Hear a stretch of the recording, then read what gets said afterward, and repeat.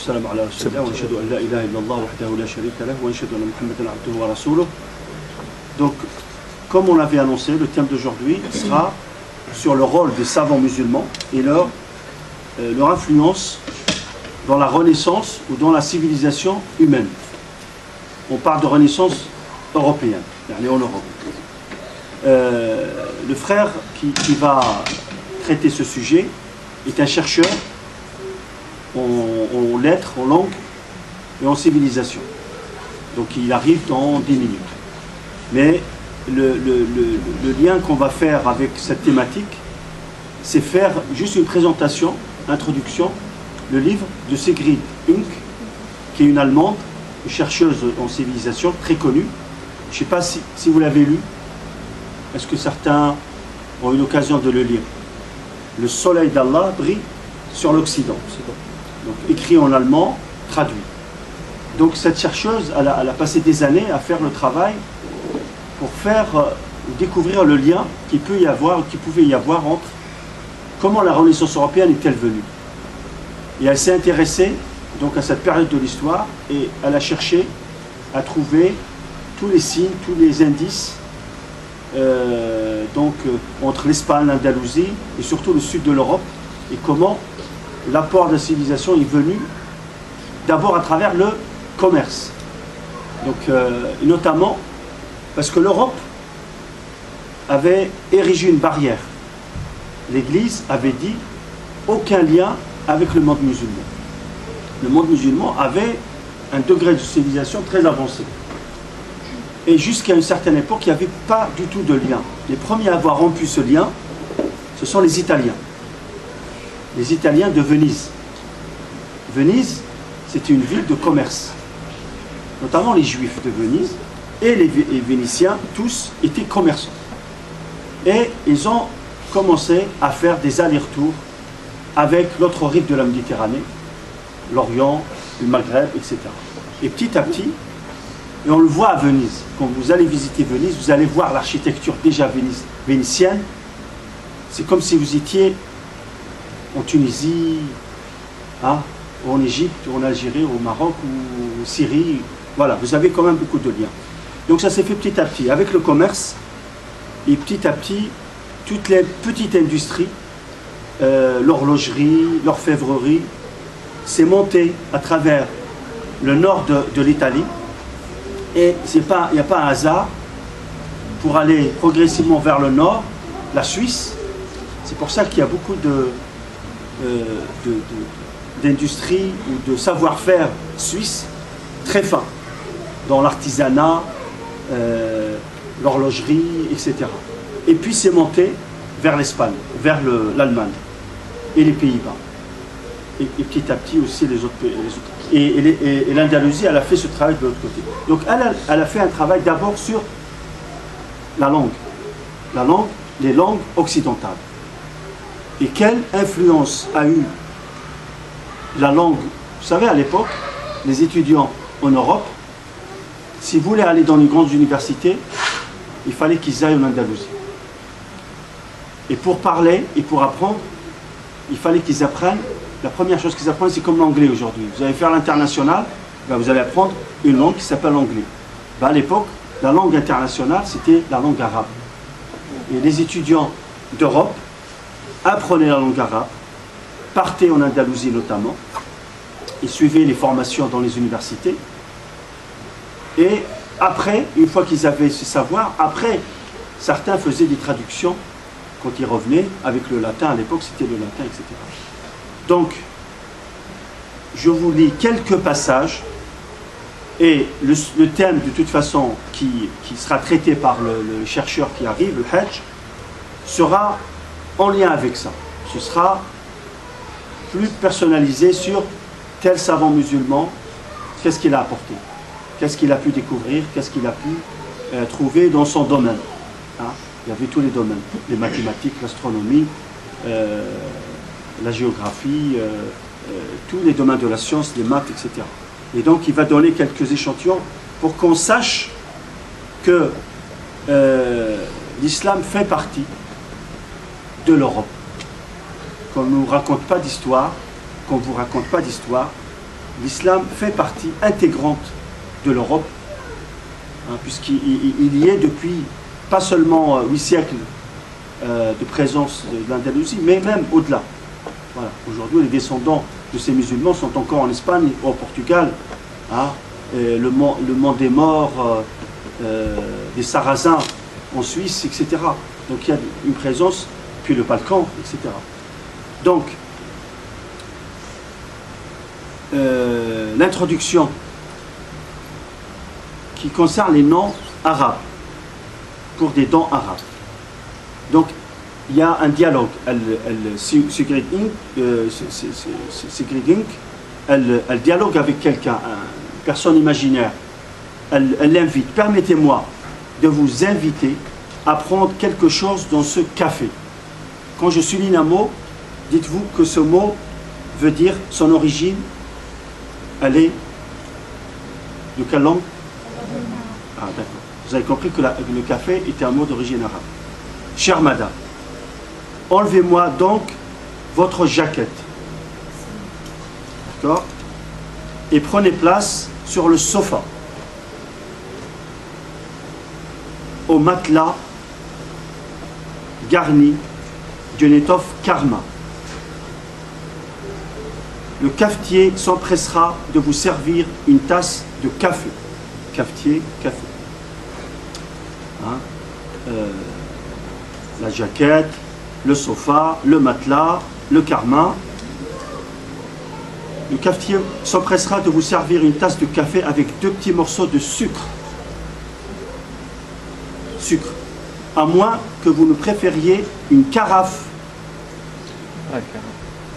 de limonade aussi, bien glacée, ou encore un peu d'alcool. Alcool. Non, mais vous accepteriez certainement une tarte aux abricots et aux bananes. Bananes, abricots. Mais bien sûr, cher ami, vous êtes aujourd'hui mon invité. Puis-je vous offrir, pour commencer, un sorbet à l'orange? D'ailleurs, même au dialecte, on dit naranj. Au dialecte d'Afrique du Nord. Le Khalil arrive, Mohamed, et bientôt le Khalil. Je crois que des artichauts feraient une entrée fort agréable. Et que penseriez-vous d'un chapon accompagné de riz? Le riz. Et de barquettes aux épinards. Épinards. Pour le dessert, je ne saurais trop vous recommander ce gâteau à la sauce d'arak. Et pour clore le repas, un mocha. Vous savez, la glace. Un mocha. Mais je vous en prie, installez-vous sur le divan. Pourquoi, certes, ne vous sentiriez-vous pas parfaitement à l'aise, alors que tout ce qui vous entoure, comme tout ce que je vous offre, se trouve dans la liste des articles depuis longtemps inventoriés qui font partie de notre existence. Et cela bien que nous les ayons empruntés à un monde étranger, à savoir le monde arabe. Le café, qui vous sert quotidiennement de stimulant, la tasse dans laquelle vous versiez ce noir breuvage, le sucre, sans lequel vous ne sauriez aujourd'hui imaginer un menu, la limonade ou la carafe, la jaquette et le matelas, c'est aux Arabes que nous devons de les connaître. Ce n'est pas tout. Dans la presque totalité du monde civilisé, ces articles portent encore leur nom arabe. De même pour Kondi, bergamote, orange, kutch, etc. Rien d'étonnant, me diriez-vous, sans doute, à ce que certains fruits originaires des pays chauds, tout comme certains aliments ou boissons, nous viennent de l'Orient. Et pourquoi, dans ce cas, ne conserverait-il pas leur appellation d'origine? On peut avoir cette objection, effectivement. Et lorsque vous avouez que, maté par la fatigue, vous vous étendez sur le sofa, le divan, l'ottoman ou dans l'alcôve, vous m'assurez que n'importe quel enfant saurait reconnaître l'origine étrangère des termes aussi extravagants. Mais savez-vous que sans le vouloir, vous avez employé un autre mot arabe, un terme issu du jeu d'échecs, jeu que les Arabes nous ont appris par l'émissaire d'Haroun al-Rachid, qui l'introduit à la cour de Charlemagne. C'est du temps de Haroun al-Rachid, Bagdad. Kéchek vient du Shah, roi. C'est un mot d'origine perse. Non, le échec, ça veut dire sheikh. C'est un mot arabe. Mais ça veut dire le roi, le Shah. Et que le mot maté veut dire échec et mat. Ça veut dire quoi? Il est mort. Maté, c'est mort. Maut. Maté, maut. Sheikh, mat. Le roi est mort. Savez-vous en outre que les sacs de Marocains que vous voyez dans ce magasin portent encore l'estampille des Arabes? Quant aux étoffes exposées dans cette vitrine, en dehors des catonnades, des mousselines, du mohair souple et du vétueux, vous pouvez faire votre choix entre le satin élégant, le taffetas distingué, taffetas, la moire chatoyante et le damas somptueux de la ville de Damas, qui étale à vos yeux toute une gamme de nuances depuis le jaune safran jusqu'au lilas, en passant par l'orange et le cramoisi. Autant de délicates invites à nous souvenir de ceux auxquels nous devons des étoffes aussi utiles que précieuses sous leur coloris éclatant, c'est-à-dire aux Arabes. Savez-vous que lorsque vous entrez dans une pharmacie ou une droguerie,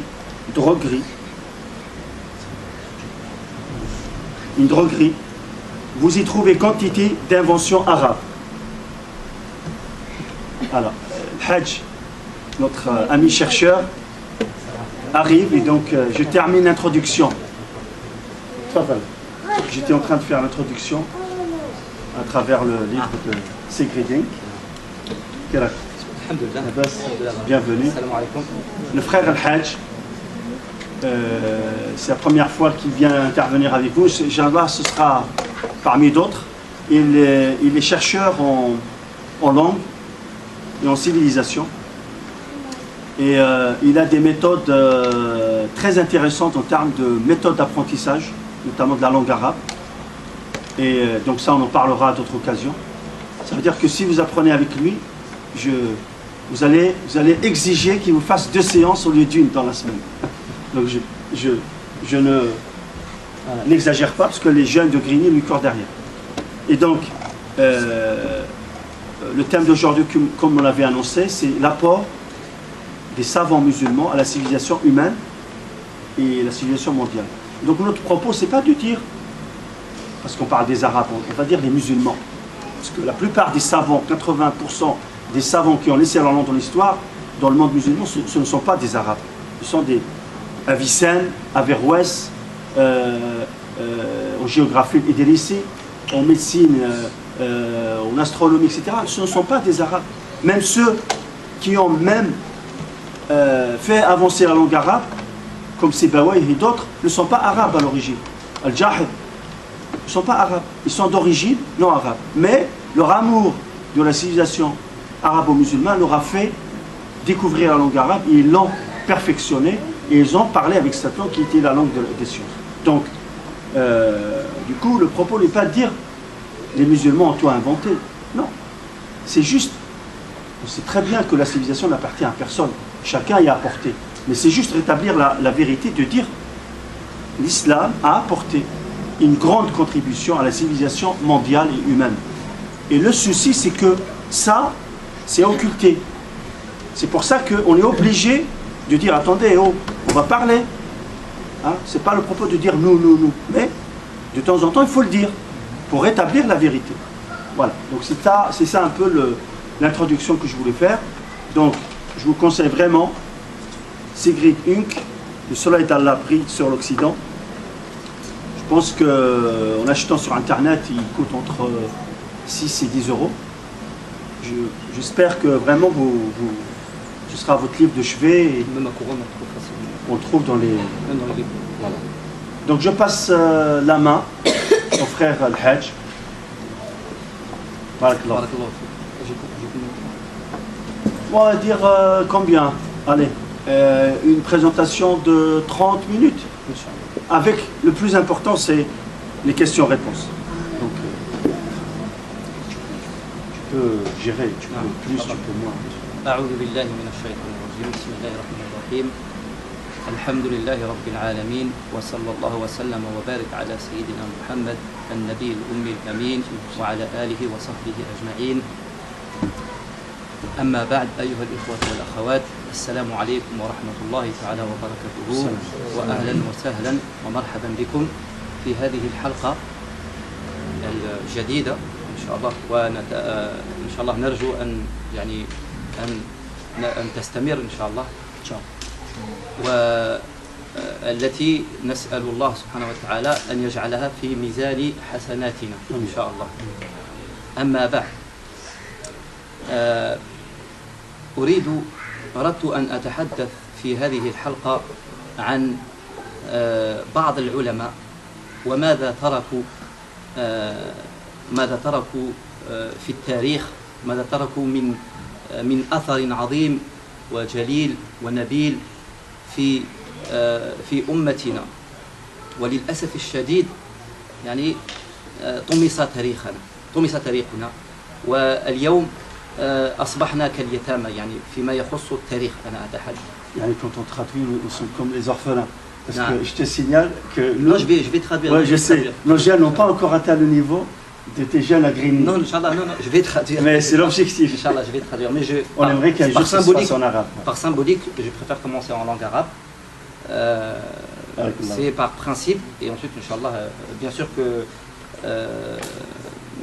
notre sujet, Inch'Allah, sera fait en langue française, bien sûr, pour que le message passe, c'est l'essentiel.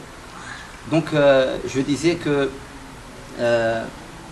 notre propos concerne aujourd'hui ce qu'a pu apporter nos savants, mais pas seulement nos savants en termes théologiques, en termes religieux, mais surtout scientifiques. Et reconnus par tous par leur rapport civilisationnel. Quand ils ont apporté quelque chose, quand ils ont transmis un savoir et quand ils l'ont recherché surtout, ils l'ont fait dans le but de servir l'humanité et non pas seulement les musulmans. Mais bien sûr que comme c'est des musulmans, on a cette fierté d'appartenir à cette communauté et de se dire voilà, nos savants, nos scientifiques, qu'est-ce qu'ils ont fait pour nous, tout ce qu'ils ont pu nous apporter. Malheureusement, nous, on n'en profite pas aujourd'hui. On n'en profite pas pour une raison très simple, c'est que je vais vous donner un aperçu, un exemple. On va souvent nous dire دعنا من التاريخ الماضي هيا نتحدث عن المستقبل والحاضر. Donc laisse-nous tranquille avec tes histoires, le passé. Nous, on vit un moment présent, on est dans le présent. Et c'est pour ça que vous êtes une communauté qui vivez dans le passé, dans le rêve, dans l'illusion de ce qu'ont fait les autres. Nous, on est au présent aujourd'hui. On n'est plus à l'époque de Ibn Sina, à l'époque de Al-Khawarizmi, à l'époque de Al-Razi. Aujourd'hui, on est en 2017. Et vous êtes encore en train de parler de vos savants à l'époque, etc. Sauf que moi, j'aimerais relever un point ici, une contradiction, une incohérence dans ces propos. C'est que déjà, awalan, man la tarikha lahu, la hadira lahu, wa la mustaqbala lahu. Celui qui n'a pas d'histoire ne peut pas avoir de présent, ne peut rien bâtir aujourd'hui et ne peut rien construire dans un avenir, ni proche ni lointain. Parce que la base, c'est la base qui compte. Quand on construit une maison, si on ne fait pas les fondations, et c'est ça notre histoire justement, s'il n'y a pas de fondation, la maison ne tient pas. Donc on a besoin de s'appuyer sur ces fondations-là.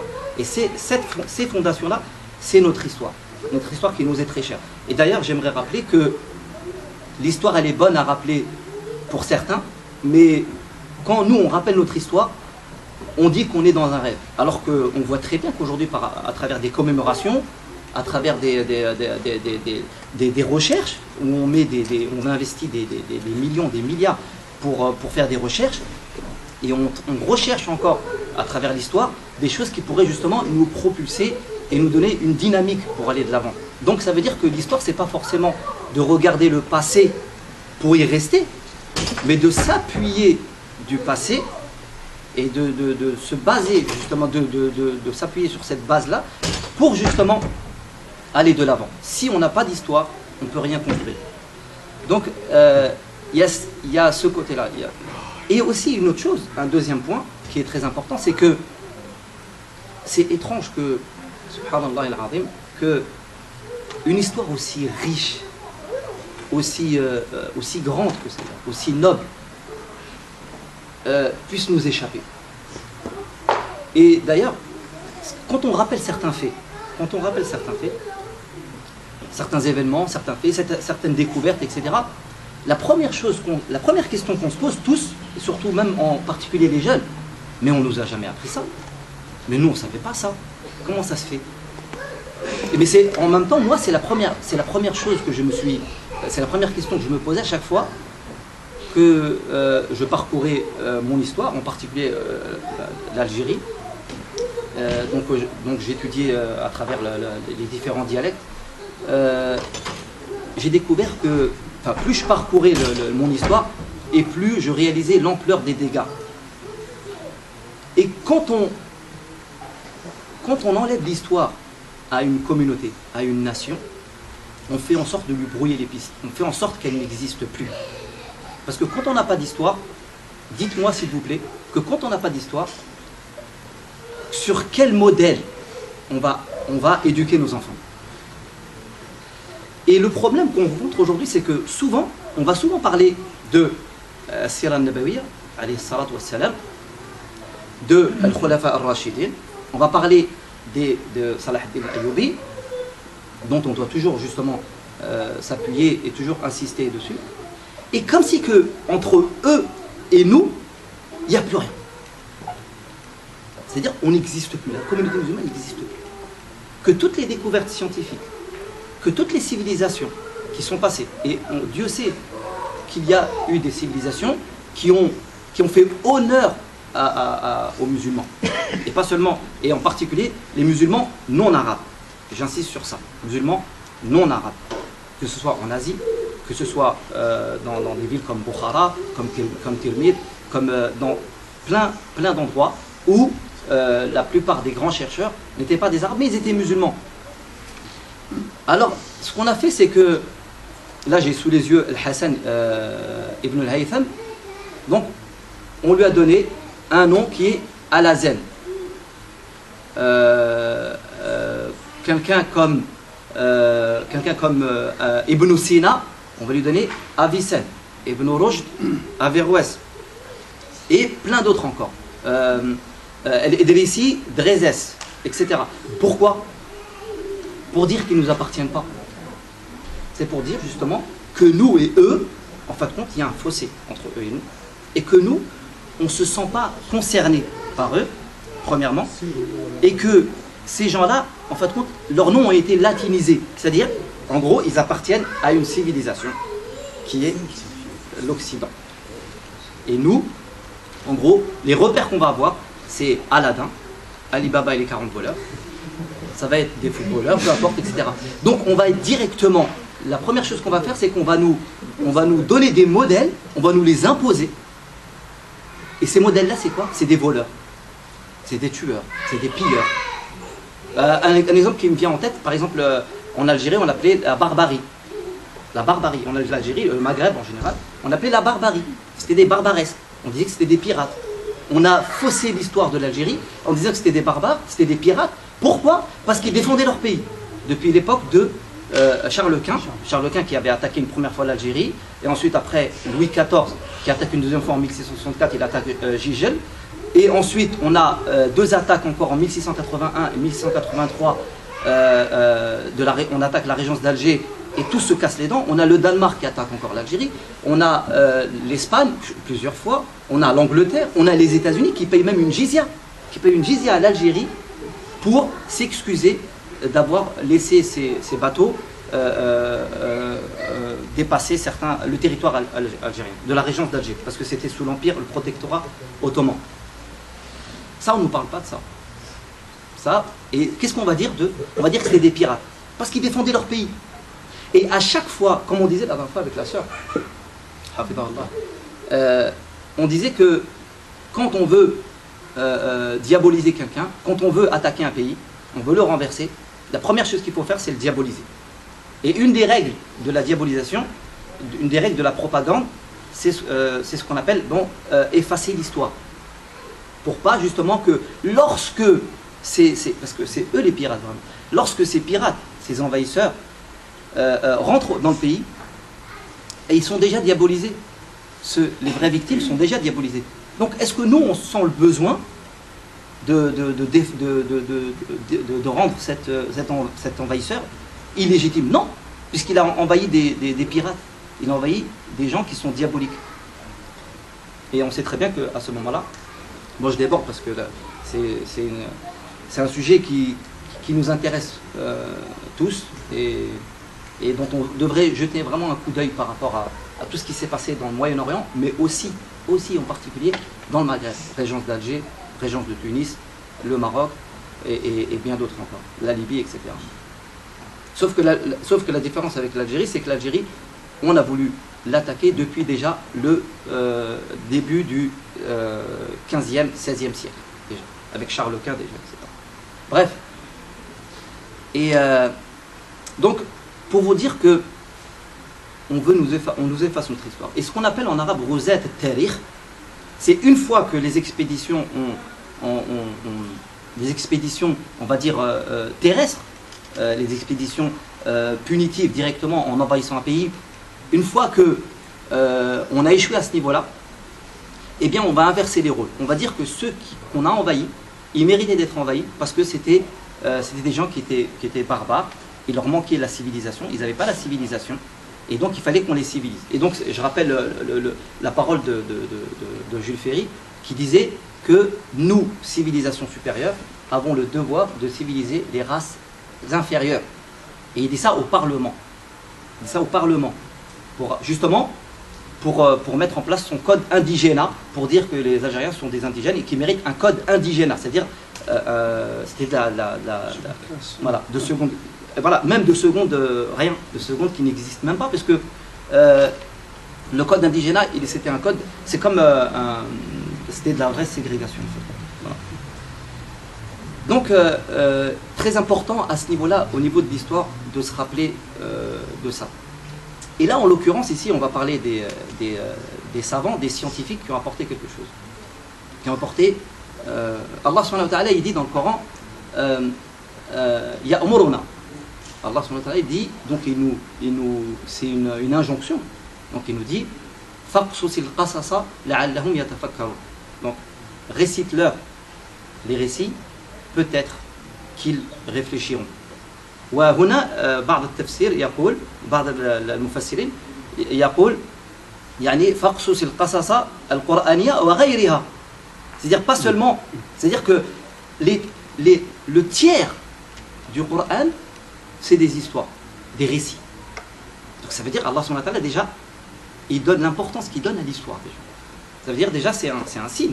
Quand on a tout le Coran et qu'il y a un tiers du Coran qui nous parle de récits anciens pour qu'on réfléchisse, ben là c'est pour que nous justement, c'est une invitation, et même pas seulement une invitation, une injonction à revoir notre histoire à nous, à revoir notre histoire, pour que lorsqu'on éduque, lorsqu'on a des enfants, le modèle qu'on leur donne, c'est un modèle de quelqu'un qui, non seulement qui a apporté à l'humanité, aux musulmans, mais quelqu'un qui est exemplaire, et qui jusqu'aujourd'hui, quelqu'un comme Ibn al-Haytham, toute la théorie, toute la technologie des appareils photo, des caméras, etc., tout se fait sur ses calculs à lui, jusqu'aujourd'hui. Vous pouvez vérifier, tout ce que je vous dis, vous pouvez vérifier. C'est-à-dire, je n'invente rien, C'est pas des choses que je parle pas avec mes sentiments. Si, là, je suis en partie, je suis pas complètement objectif. C'est normal, je suis concerné. Mais vous pouvez vérifier tout ce que je vous dis. Et donc, il est important ici, dans ce que je vais citer, ou dans mes propos, il est important que je cite ce qui est dit. Parce que c'est tellement grave tout ce qui se passe. C'est tellement grave. Tellement on nous efface notre histoire que parler comme ça, c'est de l'oral. Mais quand on cite, c'est autre chose. Parce que là, c'est des écrits, c'est des historiens, c'est des chercheurs. Donc, c'est crédible. On ne peut pas nous dire, oui, vous dites ça parce que vous êtes musulman. C'est normal. C'est normal si moi, en tant que musulman, je viens, je parle de mon histoire. Ils vont dire, mais c'est normal, lui, il est musulman. Il défend sa mosquée. Voilà. Et donc, l'idée, c'est quoi? C'est que ici, je vous demande juste de patienter. Parce que il y aura des citations de savants, enfin de ce qu'ils ont pu apporter à l'humanité et en particulier à nos musulmans. Et vous allez voir que ce qu'ils ont pu apporter, ça dépasse tout entendement. Comment, à cette époque-là, 8e, 9e siècle, 10e siècle, 11e siècle, alors qu'on vivait ici, en Occident, c'était le Moyen-Âge. C'était les ténèbres. 8e siècle, Haroun al-Rashid, il fonde la plus grande bibliothèque du monde. Bayt al-Hikam. Et ensuite, après, c'est pris par Al-Ma'moun, donc son successeur, et on fonde la plus grande bibliothèque du monde, et pas seulement avec des sciences religieuses, les profanes, etc., toutes les sciences, c'est-à-dire philosophie, médecine, mathématiques, tout ce que vous voulez, tout ce que vous voulez. Et on est au 8e, 9e siècle. 8e, 9e siècle. Et je rappelle encore le propos de Jules Ferry, il dit au 20e siècle, il dit quoi? Il dit nous avons le devoir de civiliser, nous, races supérieures, de civiliser des races inférieures. Alors qu'au 8e siècle, il y a la plus grande bibliothèque du monde. Alors que Haroun al-Rashid et d'autres encore, Al-Ma'moun et bien d'autres, Al-Musta'sim, etc., envoie, forme, et pour chaque livre qui est traduit, il a son pesant en or. Et là justement, ça nous interpelle par rapport à ça. Haroun al-Rashid, c'est qui? Il est quoi? C'est pas un savant, c'est pas un mufti. C'est al-Hakim, c'est le gouverneur. Subhanallah, c'est lui qui encourage les savants, il leur ouvre des bibliothèques, il leur donne l'argent, il leur enlève tous les soucis mondains pour qu'ils s'occupent et pour qu'ils justement s'occupent que de la science. Et là, moi, je réponds à ces gens qui nous disent que aujourd'hui, vous nous parlez du passé, aujourd'hui, on est au 21e siècle, arrêtez de nous parler du passé. D'accord, très bien, on arrête de parler du passé. Mais dans ce cas-là, juste une réponse. Qui peut justement promouvoir le savoir, la recherche de la science et encourager la science? Qui peut donner les moyens à un savant d'aller au bout de ses recherches? C'est pas le savant lui-même. Lui, qui travaille pour lui? Qui pourrait travailler pour lui? Il est obligé il a sa famille, il faut bien qu'il ait une sécurité à un moment donné. Il faut bien que quelqu'un s'occupe de ça. Sinon, il ne peut pas. Sinon, c'est impossible. Donc, l'affaire, elle est politique. Si aujourd'hui, dans tous nos pays du Maghreb, dans tous les pays du Maghreb, il y a des gens qui sont doués, des gens ingénieux, qui ont proposé, qui ont inventé des choses. On les a laissés croupir dans leur village, on les a laissés monter. Jamais un gouverneur n'a pu justement promouvoir ou faire la publicité d'un inventeur en Algérie ou au Maroc ou en Tunisie ou peu importe. On l'a étouffé. Alors que si, par exemple, ils étaient à l'image de Haroun al-Rashid, qui lui donnait justement de l'or pour ce qu'il a construit, il ferait bien plus que construire une voiture électrique, parce que c'est ce qui s'est passé dernièrement en Algérie, ou même faire un avion, un hélicoptère, mais à leur niveau, bien sûr, mais sans les moyens, sans aucun moyen. Si on les avait justement encouragés, ces gens-là, aujourd'hui ici, on vous encourage pour rien. Pour rien du tout, on vous encourage. L'essentiel, vas-y, avance, propose. Tu as un projet, vas-y, avance. Donc ça veut dire que c'est politique. Ça veut dire qu'il y a un soutien. À la kulli hal. Je ferme la parenthèse. Ici, j'aimerais commencer, donc je vous demande juste de patienter pour bien écouter ce qui est cité justement. Pour commencer, j'aimerais commencer avec Ibn al-Haytham. Ibn al-Haytham, c'est Al-Hassan, donc, qui est connu sous le nom latinisé Al-Hazen. Al-Hazen, donc quand vous entendez Al-Hazen, donc je ne dis pas que c'est un musulman. Donc est un mathématicien, philosophe, physiologiste, physicien d'un monde médiéval arabo-musulman. Un des premiers promoteurs de la méthode scientifique expérimentale, mais aussi un des premiers physiciens théoriciens à utiliser les mathématiques. Il s'illustre par ses travaux fondateurs dans les domaines de l'optique physiologique et de l'optique en général. Certains pour ces raisons l'ont décrit comme le premier véritable scientifique héritier des scientifiques grecs et indiens. Donc c'est exactement ce que je vous disais. Harun al-Rashid, il envoyait des traducteurs pour aller en Inde et en Grèce pour aller traduire. Je vous laisse imaginer, traduisez-moi juste quelqu'un, même un traducteur, qui traduit un paragraphe d'économie ou de philosophie. Combien de temps ça va mettre? Philosophique. Même en français, on ne comprend même pas. Combien de temps ça va mettre? Eux, non seulement ils ont traduit, c'est pas qu'ils ont traduit ça, ils ont traduit de la médecine en arabe, d'Inde, des mathématiques, que ce soit en astronomie, astrologie, toutes les sciences, en médecine, vous imaginez, en algèbre, etc. Donc Al-Hassan ibn al-Haytham, érudit du Xe siècle, originaire de Basra, donc en Irak, est considéré comme le père de l'optique moderne et de la méthode scientifique. Le 1000e anniversaire de la publication de son ouvrage Kitab al-Manadir, le livre d'optique, coïncide avec les célébrations de l'année. En marge de cette conférence sera organisée une exposition présentant des copies de manuscrits de savants arabes et musulmans. Cette exposition, intitulée Ibn al-Haytham, contribution de l'âge d'or islamique des sciences. J'ai oublié de vous dire qu'ici, c'est l'UNESCO qui fait la promotion de Al-Hassan. Donc c'est l'UNESCO qui invite les gens à se remémorer ce grand scientifique. Nous les musulmans, est-ce qu'on est au courant de... On est au courant de rien par rapport à ça. C'est seulement des scientifiques qui sont concernés, qui sont touchés par... c'est dans leur domaine, qui sont justement intéressés par Al-Hassan, yani Ibn al-Haytham.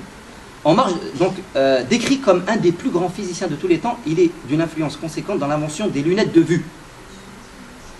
Il est celui qui a inventé les lunettes de vue. Quand 11e siècle. 11e siècle. De l'appareil photographique, du télescope et du microscope.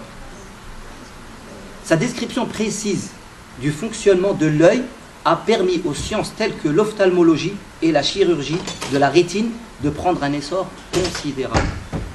Ibn al-Haytham, il a dit une chose très simple. Il a dit que, en fin de compte, c'est pas grâce à l'œil directement qu'on voit, c'est grâce à la lumière qui est autour de nous. Et il a prouvé ça comment? Il a dit, on se met dans une salle, on éteint la lumière. Est-ce qu'on voit quelque chose?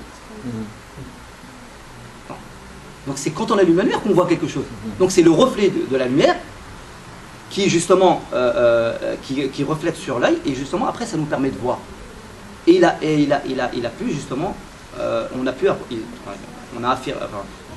a été approuvé. C'est-à-dire qu'avant on pensait le contraire. C'était l'œil qui voyait. Ouais, c'est l'œil qui envoie. Non, c'est la lumière. Alors, il a inversé le, voilà. le paradigme. Ouais. Et donc moi je ne rentrerai pas dans les détails, mais quand vous recherchez, quand vous regardez Ibn al-Haytham, ce qu'il a fait, il avait découvert aussi, là je ne sais pas comment il a fait, le halo lumineux autour du soleil. Maintenant bon c'est scientifique, moi je ne suis pas scientifique, mais à chacun de faire, moi c'est un aperçu que je donne, que, donc à vous si celui qui veut s'intéresser à ce sujet-là, il verra qu'il peut confirmer tout ce que je suis en train de présenter ici. Donc le deuxième c'est Al-Razi. Al-Razi qui est considéré comme le père de la médecine clinique et expérimentale. C'est-à-dire que Al-Razi, qu'est-ce qu'il a fait? On voit souvent dans des laboratoires des expériences sur les rats, etc. Dans des laboratoires, etc. Ben, le premier qui a fait ça, qui expérimentait déjà sur les animaux, c'était Al-Razi. Qu'on appelle comment? Razès. Rien. Donc, il a composé un livre qui était un des 9 livres qui composait aussi un des livres que lui a composé était dans la bibliothèque de la faculté de Paris en 1395. Et Louis XVI demande à la faculté, parce qu'il tombait tout le temps malade, et donc il l'appelait le malade perpétuel, il n'arrêtait pas de tomber malade, il disait je veux ce livre de Razi. Parce qu'à cette époque-là, il n'y avait pas de médecine. Et donc là, c'est Louis XVI, on est au XIVe siècle, fin du XIVe siècle. Et on veut civiliser des races inférieures.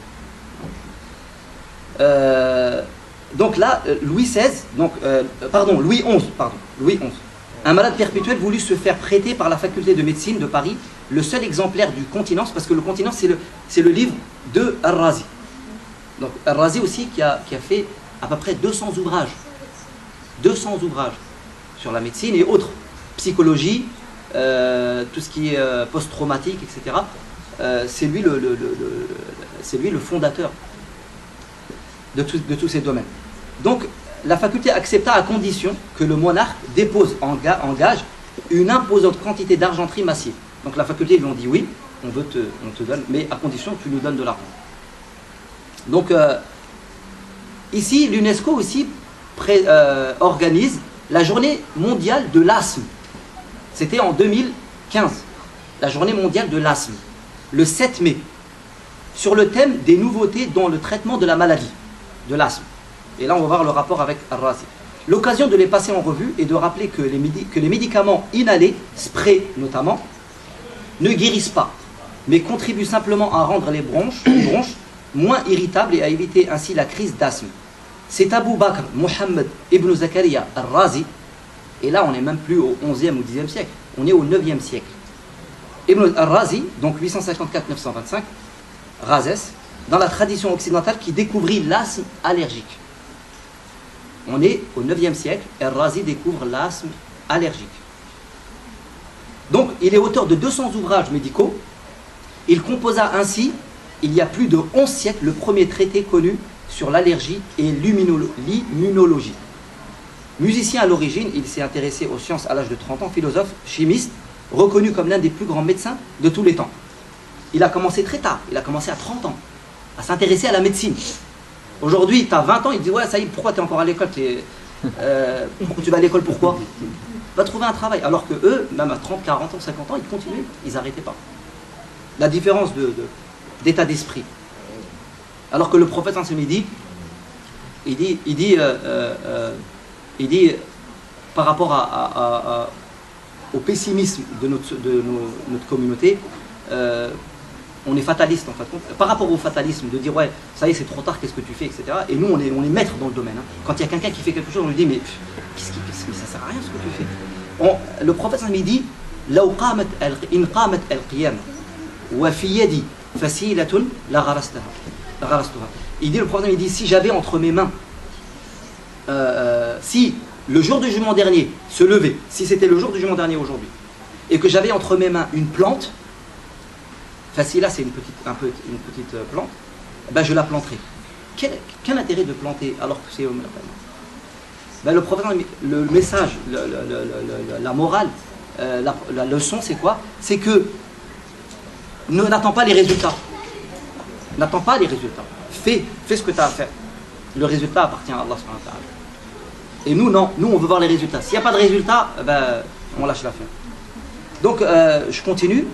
Quant à son traité sur la variole et la rougeole, il a fait un traité sur la variole et la rougeole, dans lequel il émet l'hypothèse d'une transmission par virus avant la lettre. Il demeura longtemps une référence en Europe.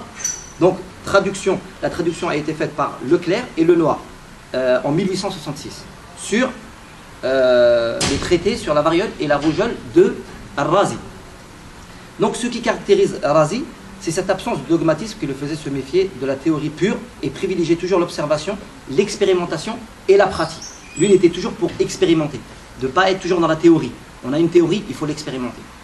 Il dit ça quand? Je le rappelle encore, je le rappellerai jamais assez, 9e siècle. Donc, Pour lui, la transmission du pouvoir, bien plus que sa maîtrise de spécialités aujourd'hui familières, chirurgie, ophtalmologie, gynécologie, obstétrique, vénérologie, MST. Ce sont ces postulats méthodologiques qui sont à l'origine de son extraordinaire modernité. Médecin-chef de l'hôpital de Bagdad, il organise à la manière des actuels CHU, avec un service de consultation externe et en interne, une tournée des malades effectuée quotidiennement par le professeur, accompagné de son équipe composée de jeunes praticiens et d'étudiants en médecine. Razi était très attaché à la transmission du savoir et de la formation continue. Donc on nous dit souvent l'apport de la civilisation, etc. Mais quand on regarde dans les détails tout ce qu'ils ont fait, on réalise que c'est grandiose. D'accord ? Et donc là, on va voir aussi, par rapport à Razi, toujours, la création du premier service psychiatrique de l'histoire.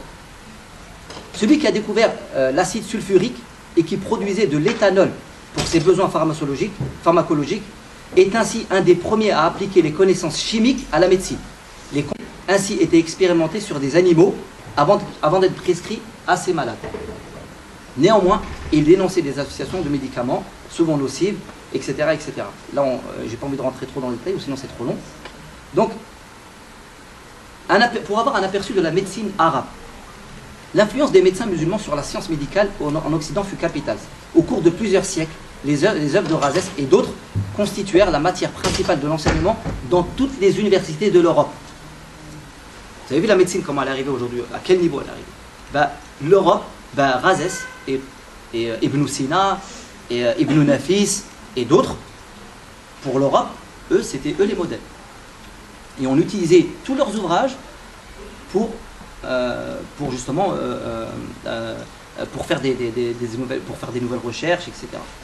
Toute la médecine reposait sur ça. Son Qanun fi Tib, donc les règles de médecine de Al-Razi, fut édité en arabe à Rome en 1593. À Rome. Divisé en 5 livres, il comprend la physiologie, l'hygiène, la pathologie, la thérapeutique et la matière médicale. Pendant 6 siècles, du XIIe siècle au XVIIe siècle, cette œuvre maîtresse servit de base d'études médicales dans toutes les universités de France et d'Italie. Les médecins musulmans, de leur côté, attachaient toujours une grande importance à l'observation des règles hygiéniques dans le traitement des malades. Les hôpitaux arabes, ça c'est Gustave Le Bon qui dit ça, les hôpitaux arabes, dit Gustave Le Bon, paraissaient avoir été construits dans des conditions hygiéniques fort supérieures à nos établissements modernes.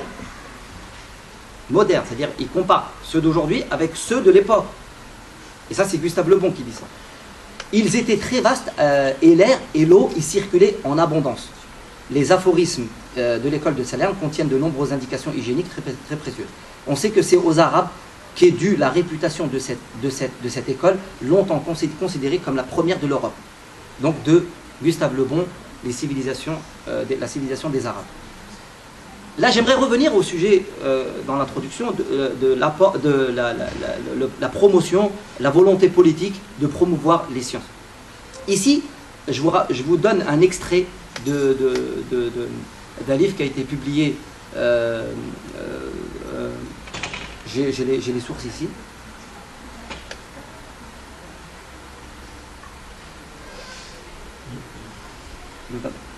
Non, je ne les ai pas. Ils doivent être quelque part. Je vous les donnerai plus tard, Inch'Allah. Donc, Haroun encourage les hommes de science et traducteurs qu'il envoie à Byzance, où il envoie à Byzance une mission rechercher des manuscrits grecs pour les faire traduire. Pour les faire traduire en arabe et en syriaque. Donc Haroun al-Rachid, qu'est-ce qu'il faisait? Il envoie des missions, il les envoie en Inde, en Grèce, pour traduire les traités, pour traduire les écrits grecs et indiens. Et Al-Ma'moun, son successeur, enverra à son tour une mission à Constantinople en la chargeant d'apporter les œuvres d'Aristote. De même qu'il récompense les poètes, les traducteurs et commentaires. Donc, il y a une récompense. Donc, c'est pas juste ils les font travailler, non, il y a une récompense. Et comme je vous ai dit, il y a le poids en or d'un livre traduit. Si le livre il fait 5 kilos, il va donner 5 kilos d'or. Donc, de même qu'il récompense, etc., voilà. De même qu'il récompense les poètes, les traducteurs et commentaires. les premières traductions vont concerner l'astronomie et les mathématiques. Très intéressé par l'astrologie et l'astronomie, Ma'moun ordonnera lui aussi à ses savants de rédiger de nouvelles tables astronomiques et de mesurer 1 degré de méridien afin de calculer plus précisément la circonférence de la Terre. Et on verra par rapport à la circonférence de la Terre ce que l'Idrissi a produit, a apporté. Donc, dans le domaine de l'agriculture, citons le Vindolios Anatolios, traduit par, sur l'ordre, c'est ça qui m'intéresse, sur l'ordre de Haroun al-Rashid. Donc Haroun al-Rashid, il avait ce souci, alors qu'il était gouverneur, il n'avait pas le souci d'étendre son royaume, il n'avait pas le souci d'avoir une gloire ou peu importe. Le souci qu'il avait, c'était justement de propager et de promouvoir la science et le savoir. Au point où il mettait à disposition des bibliothèques entières à des scientifiques, des savants. Donc par rapport à Bayt al-Hikma, la plus ancienne de ces maisons particulièrement active est la bibliothèque personnelle du calife Abbasid, donc Haroun al-Rashid de Bagdad, qui s'ouvre aux savants en 832, sous le règne de Al-Ma'moun, donc son successeur. Astronome, mathématicien, penseur, lettré, traducteur l'a fréquenté, et parmi eux Al-Khawarizmi, donc le fondateur de l'algorithme, Al-Khawarizmi, ça vient de nom, Khawarizm, algorithme, ça vient de lui. Des traductions y sont réalisées, en particulier sous l'égide du persan Selm, qui fut le premier directeur de Bayt al-Hikma. Donc là, je ne vais pas rentrer dans tous les détails. Je vais passer aujourd'hui. Je voulais parler aujourd'hui de ce qui est devenu Bayt al-Hikma, avec le passage meurtrier, tragique des Marouls, des Mongols, des Tatars. Donc, en 1200, Bagdad tombe en 1256. Voilà, 1256, c'est la chute de Bagdad. Mais aujourd'hui, et là, la maison de la sagesse du 9e siècle, c'est-à-dire 832, a laissé place à un institut de recherche. C'est juste devenu un institut de recherche. Qu'est-ce qu'il est devenu?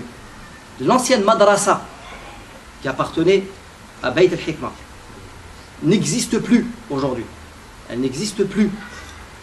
Et le centre de recherche contemporain fut en partie détruit lors de la guerre d'Irak en 2003. C'est-à-dire que l'histoire, c'est-à-dire que quand les Mongols, quand les Tatars sont passés, pendant 40 jours, ils ont encerclé Bagdad et ils ont massacré tout le monde. Il y avait plus d'1 million d'habitants à Bagdad. Pendant 40 jours, sans arrêt, tous les jours, massacre total des habitants de Bagdad. Et il y avait une bibliothèque, donc il y avait le fleuve du Tigre et l'Euphrate, et on dit, donc c'est connu ça, qu'il y avait une rivière où on pouvait marcher sur du sang, sur des cadavres, et il y avait une rivière où on pouvait marcher sur des livres et de l'encre. Et il y avait plus d'1 million de livres qui ont été saccagés. Toute la bibliothèque de Bagdad a été saccagée, détruite complètement. Et il y avait des rayons dans différents domaines. Enfin, rayons sharia, fiqh, philosophie, médecine, mathématiques, tout a été détruit. Juste entre parenthèses, pour fermer la parenthèse, à cette époque-là, quand les Mongols sont passés, ils n'étaient pas tout seuls. Ils n'étaient pas tout seuls. C'était une coalition. Et subhanallah, il y avait des traités pour faire tomber Bagdad. Et là, aujourd'hui, à partir de 2003, parce qu'il y a eu des coalitions pour faire tomber encore Bagdad.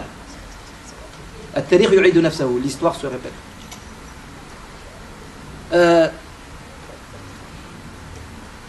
Al-Idrissi. J'aimerais parler maintenant d'Idrissi. De son nom complet, Abdullah Muhammad ibn Abdullah ibn Idris al-Qurtubi al-Hassani.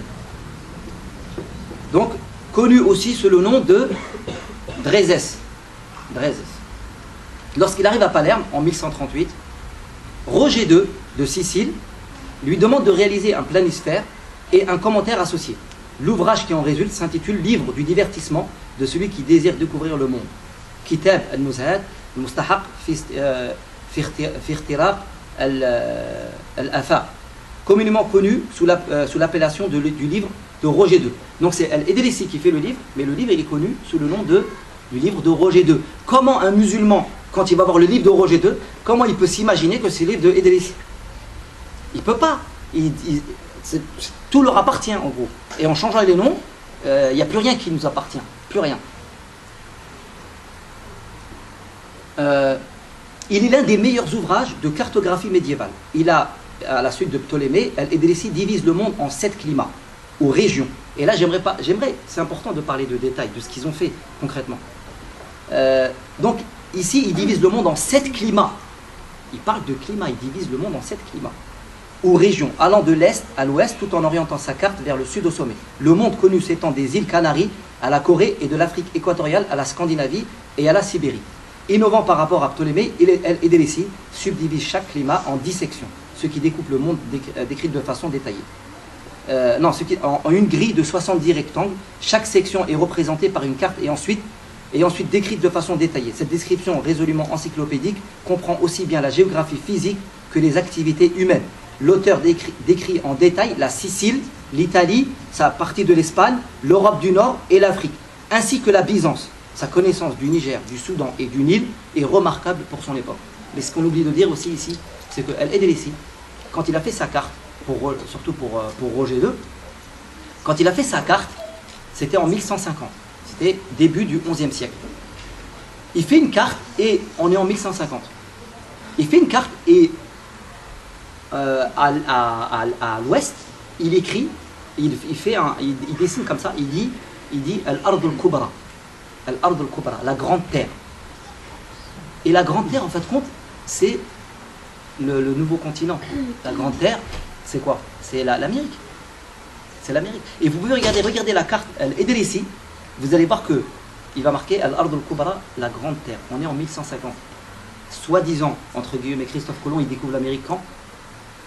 En 1492. On est en 1150. Sur la carte, les cours d'eau, donc il parle aussi des cours d'eau, des lacs, d'eau douce, etc. etc. Donc la première vision de l'ouvrage a été réalisée en 1154, peu avant la mort de Roger II. Seuls en ont subsisté 10 copies manuscrites, dont la plus ancienne date de 1300 et la plus récente de la fin du XVIe siècle. Un des manuscrits les mieux préservés, contenant une carte circulaire du monde, se trouve à la Bodleian. Et Bodleian, c'est où? Bodleian, c'est... Donc on a un manuscrit qui appartient à l'Idrissi, qui est à l'université de Bodleian. Bodleian, c'est une université, une bibliothèque qui est à Oxford. Donc c'est une bibliothèque qui aujourd'hui, quand vous allez là-bas, c'est là-bas que vous trouvez le manuscrit de l'Idrissi. Il est où? Il n'est pas dans un pays musulman. Il est ici, en Occident.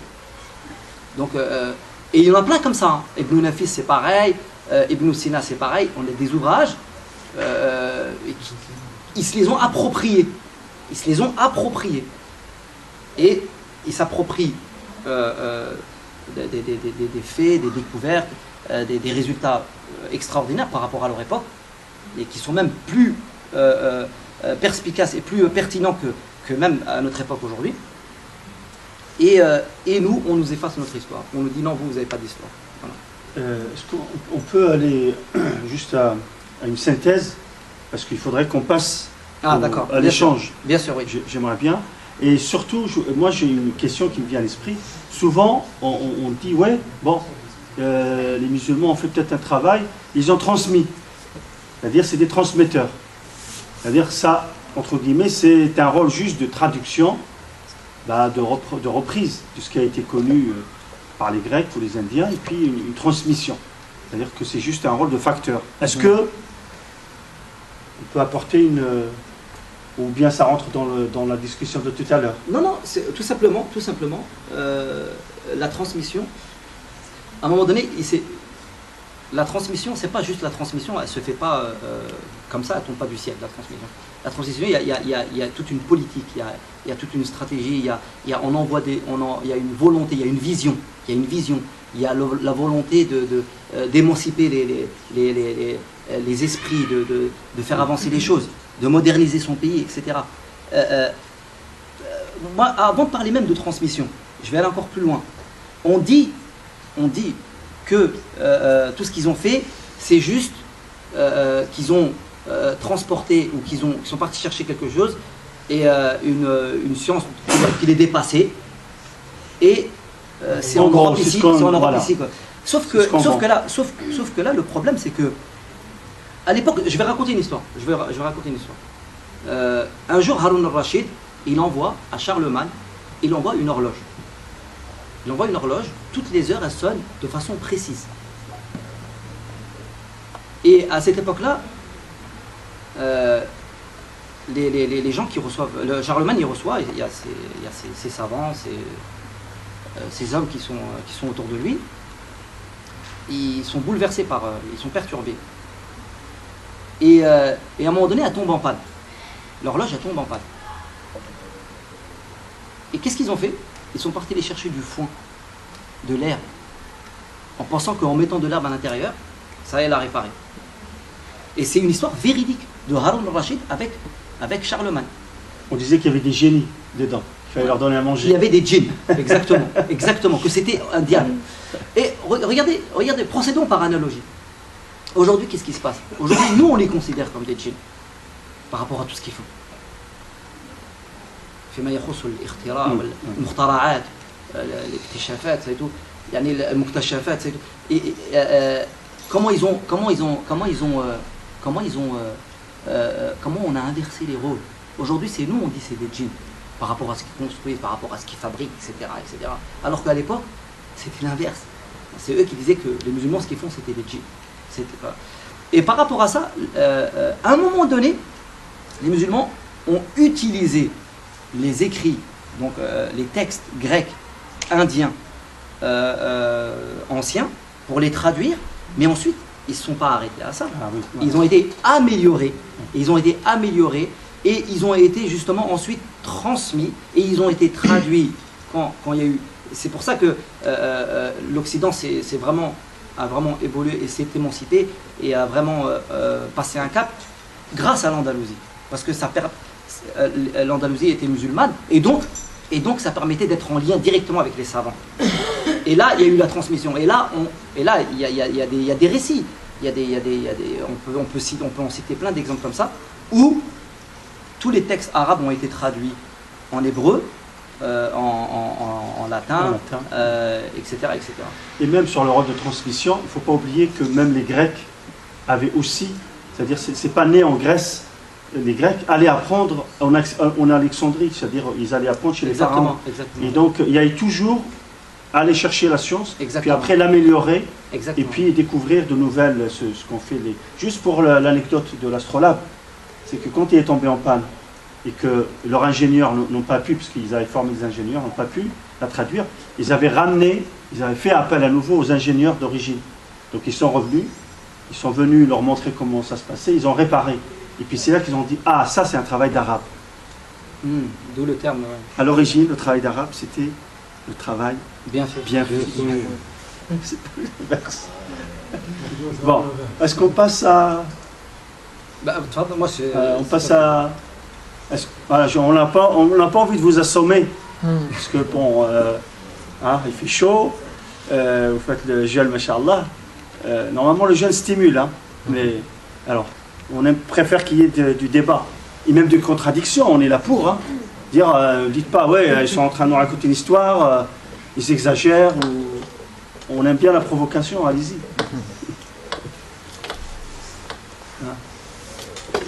D'abord, qu'est-ce que ça vous inspire? Est-ce que vous dites, ouais, ça on savait, ou est-ce que... Non, pas du tout, justement. Pas du tout, justement. Je pense qu'il a raison, monsieur. On essaie de ne pas nous apprendre tout ça. Et moi, par exemple, j'ai 40 ans et je m'aperçois que je ne connais pas grand-chose de ça. Exactement. Je n'ai pas bien compris ce que vous avez dit tout à l'heure. Pourquoi Ibn Rose, vous l'appelez Averroès, et il y a des autres savants aussi, vous avez donné des autres noms? Ouais, c'est-à-dire que les noms ont été latinisés. On leur a donné des noms pour... je sais pas moi, Mohamed, on va dire Momo. Ce nom, on l'a francisé, on l'a rendu on va le familiariser. On va donner un nom qui qui nous correspond à nous. Parce qu'on se reconnaît dans ce qu'il fait, mais on ne se reconnaît pas dans ce qu'il est. Donc on reconnaît ce qu'il fait, donc on prend ce qu'il fait, mais on ne reconnaît pas ce qu'il est, donc on lui change son nom. Une question là-bas. Une question, oui. Comment on peut retourner à l'âge d'or de l'islam? Pardon? Comment on peut retourner à l'âge d'or de l'islam? Comment on peut Retourner à l'âge d'or.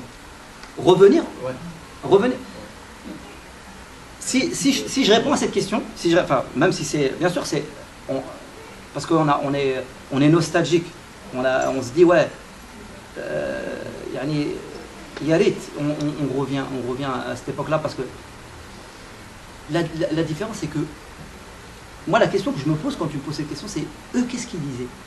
Est-ce qu'ils disaient comment on peut revenir à l'époque du prophète? Ils disaient pas ça. Eux ils disaient on fait avec ce qu'on a là et on va apporter quelque chose. Tu sais comment on peut revenir à l'âge d'or de l'islam? C'est pas en y revenant, mais c'est en s'appuyant de leur état d'esprit, de leur même état d'esprit, pour faire avancer les choses comme eux, en apportant quelque chose à l'humanité, en apportant quelque chose, en essayant de nous libérer de nous libérer de toute cette dictature de la pensée. Et aussi par rapport à ce que tu dis, comment on peut revenir, c'est surtout comment on peut avancer comment on peut avancer surtout. Parce que surtout, ce qu'il ne faut pas faire, c'est qu'il ne faut pas utiliser ça pour rester là-bas. Mais utiliser ça justement pour essayer d'avancer. Mais l'utiliser, c'est-à-dire qu'il faut être dans le juste milieu. C'est-à-dire qu'on nous accuse de revenir en arrière. Non, c'est pas qu'on veut revenir en arrière, c'est qu'on l'utilise. Et je répète encore, il y a des histoires qui sont bonnes, qui sont bien qui sont bien, c'est-à-dire à revenir, sont bonnes pour revenir en arrière, et d'autres qui sont moins bonnes. Je pense que ça. Une question. Excusez-moi, vous avez dit on va avancer. Ça veut dire on était bien avancé, on va encore avancer. On va avancer, ça veut dire on va. Et là, qu'est-ce qui nous a fait reculer à ce point-là? Ce qui nous a fait reculer, on ne peut pas répondre comme ça, d'un seul trait, ouais, qu'est-ce qui nous a fait reculer, il y a une réponse magique, etc. Ce qui nous a fait reculer, c'est l'ignorance. C'est l'ignorance.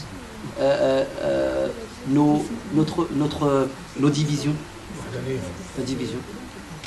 Là, on rentre dans un autre sujet, parce que là, en fin de compte, ce qui ne te fait pas avancer, donc te fait reculer, là, on rentre dans un autre aspect de l'histoire. C'est l'histoire des ethnies, des tribus. On ne peut pas, en tant que communauté, tu peux avancer seulement en tant que communauté. Tu ne peux pas avancer tout seul. On ne peut pas avancer tout seul. Nos divisions, notre haine de l'autre, même il est musulman, mais le fait qu'il n'appartient pas à la même ethnie que moi, ou peu importe, ça nous a fait reculer. Et on peut dire tout ce qu'on veut. Là, ici, on est à la mosquée, c'est pendant le ramadan, machallah, il y a la foi, c'est tout. Quand on rentre à la maison, il y a ce poison qui est encore là. Il y a ce poison, il est là. On peut pas, il faut arrêter de se mentir. Quand il y a des colonisateurs qui rentrent dans un pays, qui envahissent un pays, qu'est-ce qu'ils vont regarder? Ils vont étudier le pays de fond en comble. Ils vont regarder les points forts et les points faibles. Et ils vont regarder que le point faible, c'est la division entre les différentes tribus, les différentes ethnies, etc. Comme on le voit d'ailleurs avec ce qui se passe actuellement. Les divisions, ils ont su que, par exemple, en Algérie, je donne l'exemple de l'Algérie, entre berbères et arabes, il y a un problème. Eh bien, ils rentrent là. Entre chiites et sunnites, ils rentrent là. Entre algériens et marocains, ils rentrent là. Entre tout ce que tu veux, mais ils vont rentrer là. C'est là où on va se diviser. Alors que, par exemple, quand on regarde Tariq ibn Ziyad, un exemple. Tariq ibn Ziyad. Est-ce qu'on va se poser la question? Est-ce qu'il vient du Maroc, d'Algérie, Tunisie? Mais lui, tu lui poses la question. Tu lui poses la question, mais il va, je ne sais pas comment il va réagir. Mais lui, c'était pas ça son but. Son but, c'était justement, une vision, un avenir justement pour justement dans le sentier d'Allah subhanahu wa ta'ala. Et justement, tout ça, toutes ces questions-là, elles comptent pour nous aujourd'hui, et c'est ça qui nous fait avancer. Tant qu'on est divisé, on ne peut pas avancer. Parfois, les premiers à te mettre des bâtons dans les roues, c'est les tiens. Quand tu as un projet, les premiers à te mettre des bâtons dans les roues, c'est les tiens. Donc, quelque part, il y a aussi un phénomène, c'est que en Occident, il y a beaucoup de choses, entre guillemets, très positives, qu'il faut savoir reconnaître, qui ont été empruntées, peut-être ou pas, en partie, mais il y a des choses très positives, dans lesquelles, en principe, on devrait dire, nous, musulmans, on devrait, l'hygiène, l'ordre, la justice, il y a des choses, il faut le reconnaître. C'est-à-dire, comme dit, c'est reporté, Allah, il est juste. Si une civilisation ou un État ou un groupe suit les règles pour avancer, pour progresser, etc., Allah ne va pas les empêcher, au contraire. C'est-à-dire, c'est pas parce que il ne fait pas de favoritisme, c'est pas parce que tu es musulman que tu vas être favorisé par rapport à un Chinois, un bouddhiste, ou un non-musulman, ou un chrétien, ou pas. Si tu fais le même travail que lui, tu auras la même chose. Car Allah, il a érigé des lois naturelles pour le progrès, et pour les... Ibn Khaldun, quand il a étudié les civilisations, il a étudié des lois. Comment une civilisation monte, et quels sont les facteurs. Et quelle que soit la civilisation, qu'elle s'appelle musulmane ou pas, si elle ne suit pas les règles, elle tombe. Donc Allah, il est juste. Il n'y a pas de favoritisme. Le favoritisme, il est quand tu as fait ce qu'il fallait, et qu'après tu dis, bon, moi j'ai fait tout ce que je pouvais, Allah aide-moi, il peut t'aider. Mais c'est à lui de décider. Mais en vrai, donc il faut savoir aussi être juste et dire, le facteur, il est aussi interne. Comme dit Malik Ben Nabi, c'est-à-dire les conditions de la colonisabilité, certes, il y a l'extérieur qui vient t'attaquer, mais qu'est-ce qui va permettre de te vaincre? Parce qu'en interne, tu t'es laissé aller, tu as faibli. En Andalousie, il y avait les querelles, il y avait la recherche du pouvoir. Et le délaissé, c'est un Andalou, de Cordoue. Donc, mais il y avait les luttes internes, l'amour des richesses, l'amour du pouvoir, etc. Là, il est juste. Si c'est comme ça, paf, vous n'avez pas mérité le... Il n'y a pas de peuple élu. Je rebondis sur ce que vous venez de dire par rapport à la division que vous m'avez donnée. Moi, je réponds souvent à une anecdote qu'une collègue à moi, une ancienne collègue, qui avait fait l'armée israélienne, donc d'origine juive, qui m'avait dit, parce que ça faisait peu de temps qu'elle était revenue sur le territoire français pour travailler, elle m'a dit une phrase qui fait encore écho à moi. Elle m'a dit, nous, on est un tout petit pays, mais on est entouré de plein d'Arabes. Et elle fait, quand tu regardes, on se demande comment on tient encore. Parce que tous ces gens-là nous détestent, et on est tout petit entouré d'Arabes. Et elle fait, tu sais, nous, à l'armée, ce qu'on nous apprend, c'est qu'on n'a pas besoin de se casser la tête. On nous apprend à créer la discorde entre vous pour que vous vous autodétruisiez. À l'époque, il n'y avait pas encore eu la guerre d'Irak. Enfin, la première, mais pas la deuxième. Il n'y avait pas encore eu la Syrie. Les éléments qu'on connaît à chaque fois que je vois ces querelles fratricides entre les musulmans, je repense à ce qu'il m'a dit. Et il m'a dit, nous, on a des agents secrets qui travaillent pour ça. Et donc, dans tous les pays musulmans, il y a des infiltrations pour semer la discorde, pour créer du vide dans le cerveau de nos enfants via les médias. Et c'est ça qui a fait qu'on a chuté, en fait. On s'est laissé happer par... Tu viens de dire le mot. C'est pas parce qu'il y a celui qui vient te diviser, il n'est pas dit qu'il va réussir. Tu t'es laissé. Tu t'es laissé manipuler. Voilà. À l'époque du prophète, il y avait des ennemis à l'extérieur, des coalitions. Il y avait des ennemis à l'intérieur. Pourquoi eux n'ont pas été défaits? Et parce qu'ils savaient se défendre. Ils ne dormaient pas. Et pendant des siècles, il y avait... vous savez qu'Omar a été tué par quelqu'un qui... Voilà, parce qu'il n'a pas supporté la défaite de l'Empire perse, donc il est venu s'infiltrer, il a tué Omar. Bon, bref, voilà. Mais de tout temps, il y avait des ennemis. Mais pourquoi eux ont tenu? Et parce qu'il y a des conditions, l'ennemi ne te renforce. L'ennemi te renforce si tu sais te défendre. C'est comme la microbe. Si ton corps sait te défendre, il devient plus fort. Mais si toi tu dors, jette pas la pierre sur l'ennemi. C'est d'abord toi qui t'es laissé envahir, qui a laissé l'autre faire sa zizanie, etc. C'est que toi, ton corps n'a pas appris à se défendre. Donc il y a une question aussi de nos le professeur Salem n'arrêtait pas de te dire, voilà, de nous dire. Mais en fait, moi j'irais beaucoup plus loin quand j'essaie d'analyser un peu ce qui s'est passé dans le monde musulman aujourd'hui, pas celui du temps de nos parents, mais d'aujourd'hui. Avec du recul, j'ai l'impression que le colonisateur, pendant des années, a agi en retirant la culture à l'indigène, en le mettant dans un état de privation totale. Alors la privation, elle est au niveau culturel, alimentaire, donc le rendre à l'état de rien, en fait, de choses asservies. Et donc après une période d'asservissement et de privation, quand vous donnez à manger à quelqu'un, si par exemple il n'a pas mangé pendant 10 jours, la première chose qu'il va faire, il va se vautrer sur la nourriture et il va manger goulûment. Et bien pour la culture, pour les médias, etc., c'est pareil. Dans certains pays musulmans qu'on connaît aujourd'hui comme chutés, il y a eu cette espèce de privation qui a été aussi accrue par des dictateurs qui ont tout verrouillé, qui n'ont pas laissé le pays, comme tu disais à juste titre tout à l'heure, ne pas donner l'opportunité aux têtes pensantes de créer. Et ce qui fait que quand ce monde s'est ouvert via Facebook, ça a été une catastrophe pour eux. C'est comme si ils se sont dit, ah, on respire. On ne suffoque plus, on ne nous étouffe plus, la chape de plomb n'est plus là. Et donc ils ont fait n'importe quoi. Voilà, c'est comme si on les a enfermés, on les a libérés. Et ça, c'était pensé. Hein. Pour moi, c'était les gens qui ont fait la révolution du printemps arabe. C'est pas les musulmans pour moi qui l'ont mis en œuvre. Ce sont ces fameux, comme disait cette collègue, services secrets ou autres, qui se disent tiens, comment on va faire pour qu'ils tombent d'eux-mêmes. Pour moi, c'est une chute programmée. En tout cas, le tort, il est toujours en nous. Oui. Ça, c'est la règle. Le prophète sallallahu alayhi wa sallam disait un jour viendra un jour, les nations vous entourent et ils se demanderont comment vous découpez, comme on découpe un plat, un gâteau.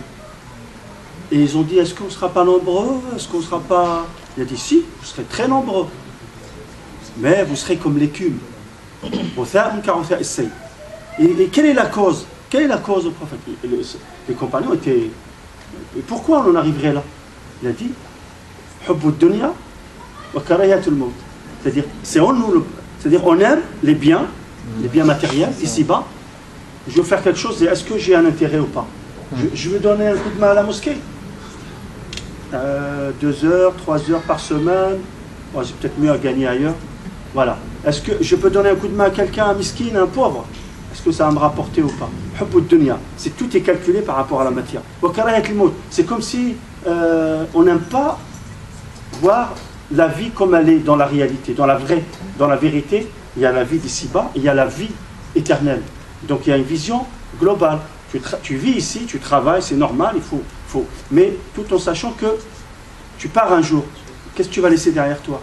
Non. C'est comme on se masque comme si on n'allait jamais mourir. Et donc on ne pense pas à l'au-delà. On pense juste à manger, consommer et tout de suite, etc. Bon. Salam.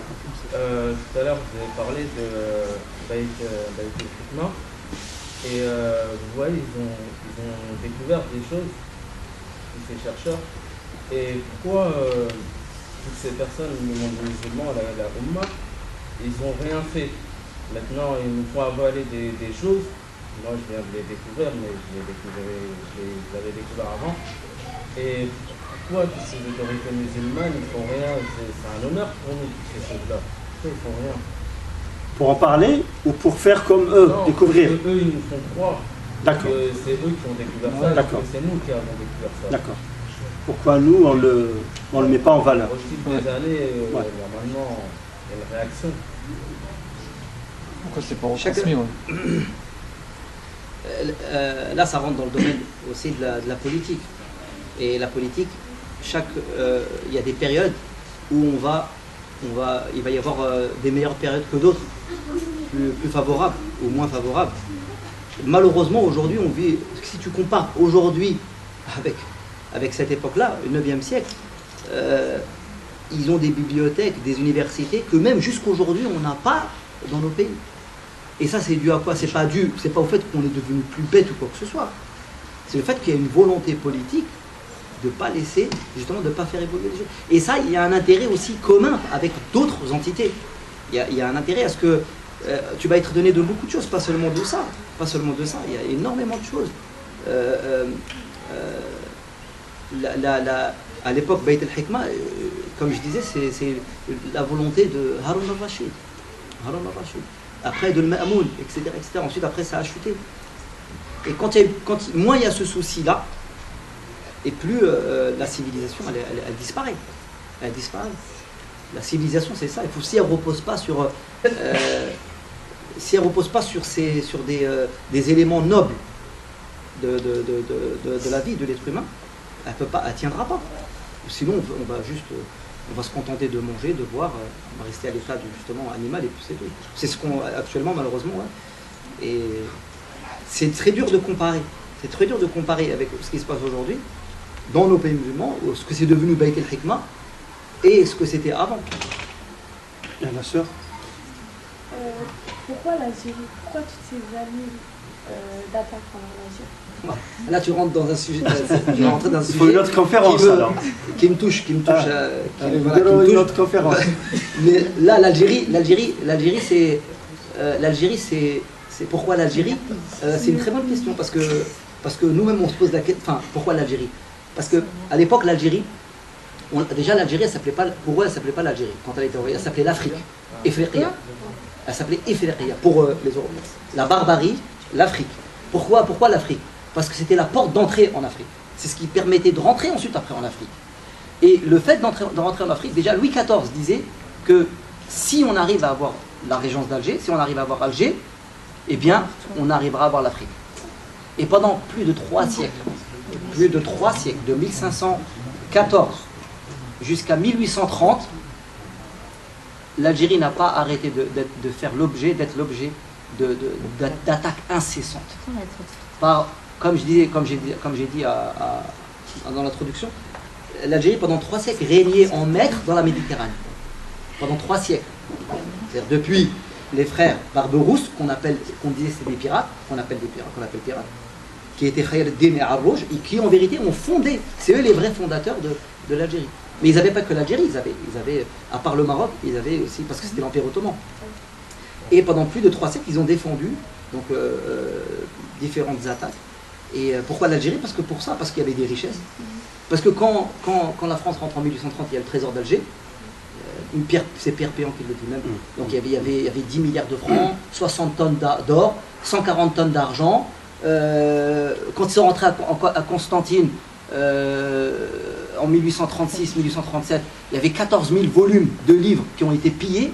Donc la bibliothèque de Ahmed Bey. Quand ils sont rentrés à Annaba, il y avait 39 écoles. Quand ils sont partis, il en restait plus que 5. Etc. Bon, voilà. Et voilà, il fallait détruire une civilisation parce qu'on avait besoin de ce terrain-là pour justement, parce qu'il y avait des intérêts, mais dans tous les domaines, intérêts politiques, religieux, financiers et tout ce que tu dis. C'est une thématique peut-être qu'il faudrait reprendre, je pense, dans la prochaine saison, sur plus largement, c'est-à-dire par rapport à l'Afrique, la colonisation générale, cette période, comment le monde vivait, etc. Donc voilà, par rapport à... Salam alaikum. Wa alaykoum salam. D'abord, pour votre exposé. Moi j'ai une question en fait parce que moi je m'intéresse à l'histoire. Et justement, moi ce que je recherche, c'est d'approcher de la révélation jusqu'à nos jours. Parce que moi je suis au point de départ de voir l'histoire globale, de la mission jusqu'à nos jours. Mais comme on en a déjà parlé dans la bibliothèque, moi ce que je trouve c'est une base de départ pour lancer mes recherches en fait. Et après, plus tard, on a commencé même d'Adam alayhi salam jusqu'à nos jours. Et justement, c'est quoi cette base de départ où je dois démarcher pour commencer mon départ, ensuite pour me lancer, je dois voyager dans le monde entier, mais où je dois commencer en fait? Cette question de l'histoire, de la révélation jusqu'à aujourd'hui, il faudrait monter même avant le prophète pour tout comprendre. Mais ça ne se fait pas d'un trait. C'est-à-dire que tu as différentes périodes, tu as différents empires, musulmans, je ne peux pas. À chaque fois qu'un empire a chuté, il y en avait un qui renaissait. Ça a toujours été comme ça dans l'histoire de l'islam. Par rapport à ce que disait c'est mon Qur'an, Ibn Khaldun dit qu'il a comparé la civilisation avec l'homme, avec l'individu. Il dit que la civilisation c'est comme l'homme. Il naît, il est petit, il est fragile, et puis après il atteint l'âge de l'adolescence, de la raison, et puis il atteint une forme de sommité, il arrive au sommet, et puis il ne peut, la mahala, il ne peut que chuter. Et en forme de pyramide comme ça. Et il l'a comparé avec la civilisation. Il dit toute civilisation, elle naît, elle est fragile, elle est comme un bébé, et puis elle évolue, elle arrive au sommet, et puis après, la mahala, il faut qu'elle chute. Hadi sunnatul hayat. Ça fait partie des lois de la vie. Allah subhanahu wa ta'ala, yani, la tajid fi sunnatihi tabdila. Tu vois, il ne peut pas y avoir de changement à ce niveau-là, parce que c'est la loi. La différence, c'est que l'islam, c'est que quand elle monte au sommet et qu'elle chute, elle remonte. Donne-moi, toi, une civilisation qui arrive au sommet, qui a chuté, qui est revenue. L'Empire romain, l'Empire, les Grecs, Perses, tout ce que tu veux. Quand elle monte, elle peut que chuter, elle ne peut pas revenir. Sauf l'islam. Sauf l'islam. Parce que c'est dans le Coran, c'est comme ça. Allah subhanahu wa ta'ala, il a choisi cette religion. Voilà. Et on a et à travers l'histoire. Par rapport à ça, par rapport à ce que tu dis, tu peux pas tout voir comme ça. Sinon, je vais te conseiller un livre. Enfin, je vais te parler d'un livre que je te conseillerais pas. Ce serait l'encyclopédie de l'islam, mais c'est juste pour avoir un aperçu. Ce serait pour avoir un aperçu.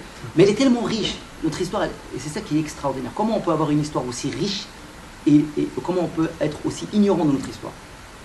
En passant du prophète jusqu'à Al-Khulafa al-Rashidi, après Al-Dawla al-Umayyah, après Al-Dawla al-Abbasiyya, et en même temps l'Ayyubi, Al-Dawla al-Ayyubi, et en même temps après Al-Mamalik,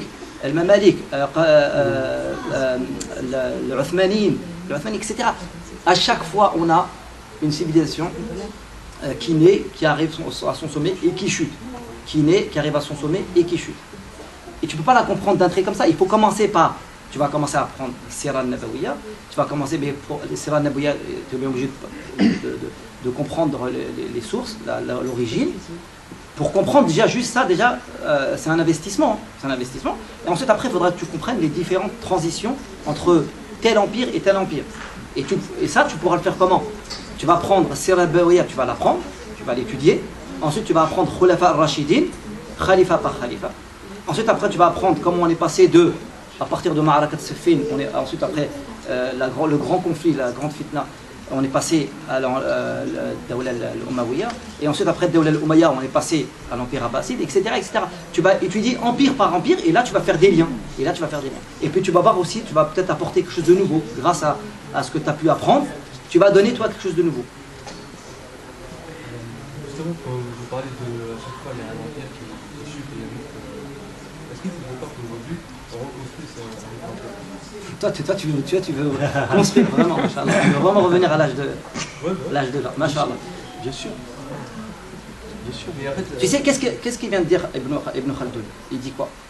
Il dit que la civilisation c'est comme l'homme. La yughayyiru Allahu bi qawmin hatta yughayyiru ma bi anfusihim.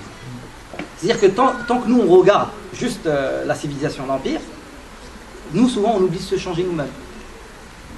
Et là, quand je dis la yughayyiru Allahu bi qawmin hatta yughayyiru ma bi anfusihim, quand chacun de nous prendra conscience, changera, évoluera, atteindra un niveau intellectuel et dans tous les domaines, et son seul souci c'est l'éducation, faire avancer les choses, il va y avoir, Allah subhanahu wa ta'ala justement va créer cette cohésion et cette osmose entre les différents. Parce que pourquoi? Parce que ça commence par l'individu. Parce que Allah il dit la yughayyiru Allahu bi qawmin hatta yughayyiru ma bi anfusihim. C'est-à-dire Allah il ne peut pas changer, on ne peut pas commencer par le peuple, par la communauté, par la civilisation, et on finit par l'individu. Non, ça commence par l'individu et ça finit avec la communauté, avec cette civilisation. Mais on peut pas.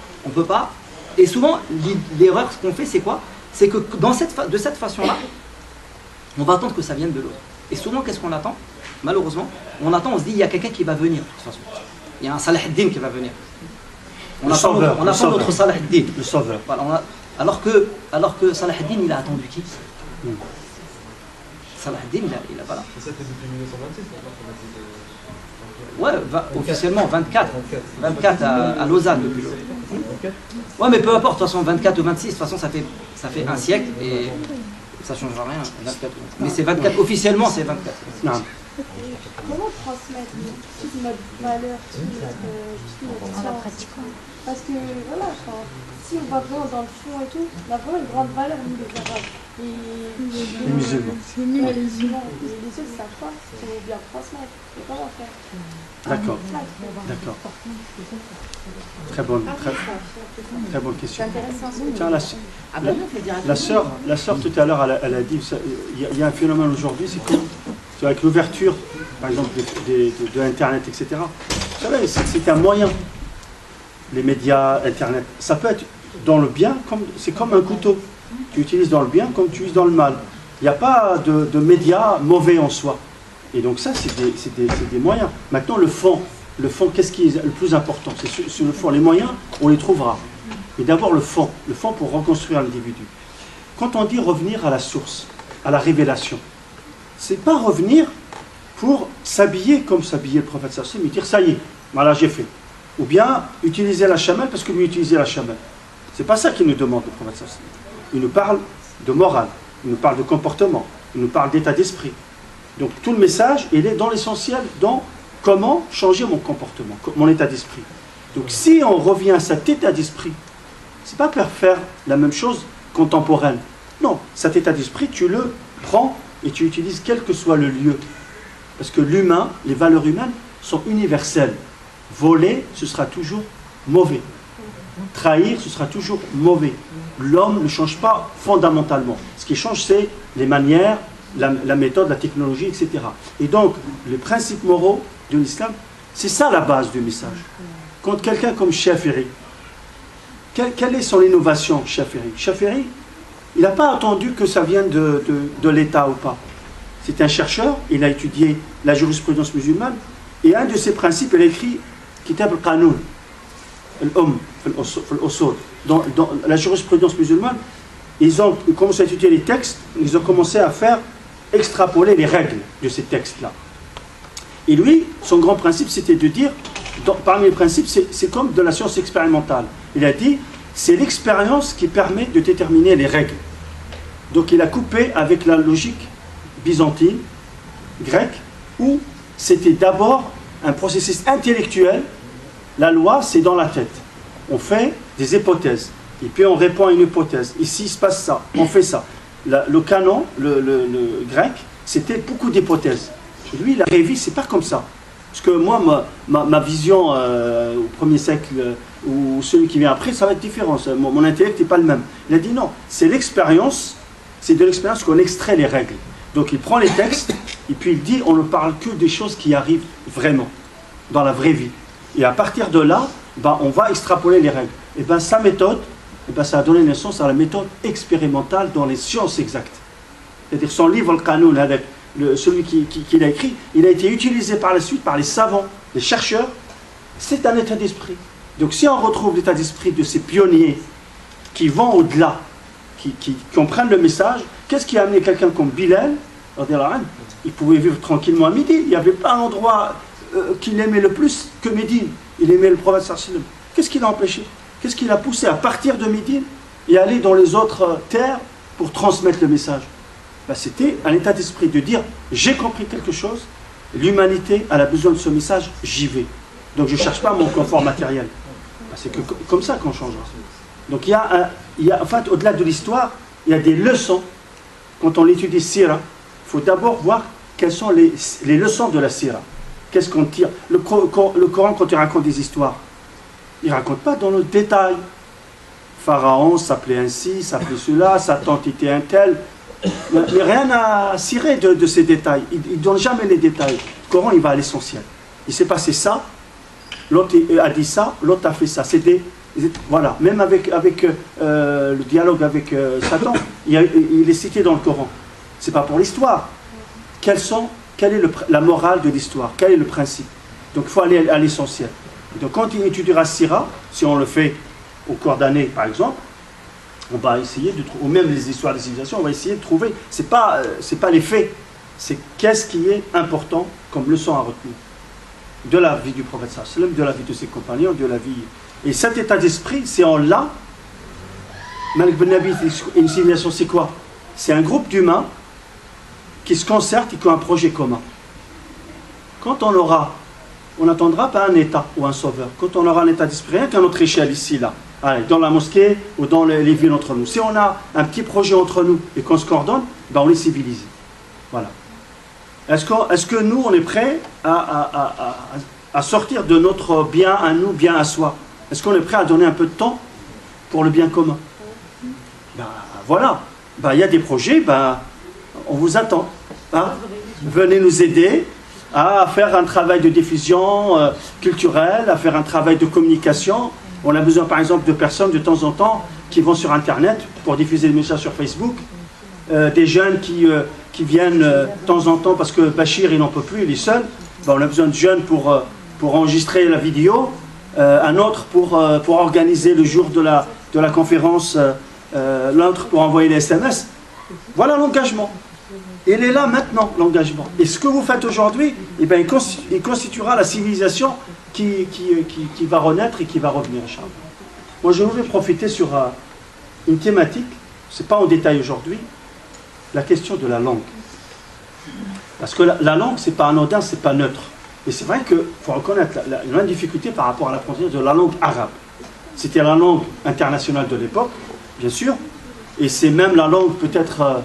parce qu'il y a des recherches qui, même au jour d'aujourd'hui, tendent à dire que la langue originale, parce qu'ils comparent des dizaines de langues, et ils trouvent toujours des racines qui ont un lien avec la langue arabe.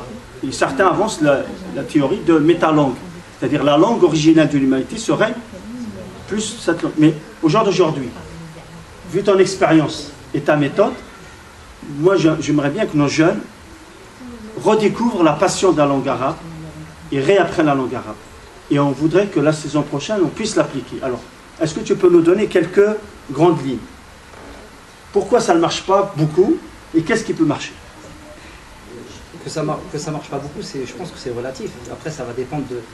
C'est relatif parce que ça dépend de la motivation de chacun, ça dépend de l'objectif de chacun, ça dépend des intérêts qu'il a, ça dépend de la pédagogie, ça dépend de la motivation aussi de l'enseignant, ça dépend du programme qui est mis en place, ça dépend de l'organisation. Donc on ne peut pas répondre en disant oui, c'est ça qui ne marche pas, puisque ça dépend d'un endroit à l'autre. Il y a des gens qui vont apprendre plus vite, après ça dépend des capacités d'adaptation. Donc c'est très relatif, c'est très relatif. Personnellement, يعني فيما يخصني يعني اللغة العربية هي هويتي. Pour moi, la langue arabe, avant tout, c'est mon identité. Et par principe et par cette fierté-là, et surtout avec tout l'importance de cette histoire, justement, l'histoire des langues, la philologie, comment une personne dont sa langue d'origine, entre guillemets, hein, parce que la langue d'origine ça peut être une autre aussi, c'est la langue du Coran, c'est la langue du Coran, c'est la langue qui nous lie, qui nous relie, c'est la langue qui fait de nous une communauté, qui soit d'Indonésie ou du Sénégal, en parlant il peut se comprendre, mais ça tu ne peux pas trouver ça autre part. Et jusqu'aujourd'hui, c'est une langue qui peut être utilisée dans la vie quotidienne. C'est une langue qui peut être utilisée de façon officielle d'État à État. C'est une langue qui peut être utilisée dans les médias. C'est une langue qui peut être utilisée de façon littéraire, dans le domaine littéraire. C'est une langue qui peut être utilisée pour faire une khutbah. C'est une langue qui est surtout utilisée aussi dans le Coran. C'est une langue qui est utilisée pour évoluer spirituellement. Et donc c'est une langue qui se distingue des autres langues. Parce que donnez-moi une seule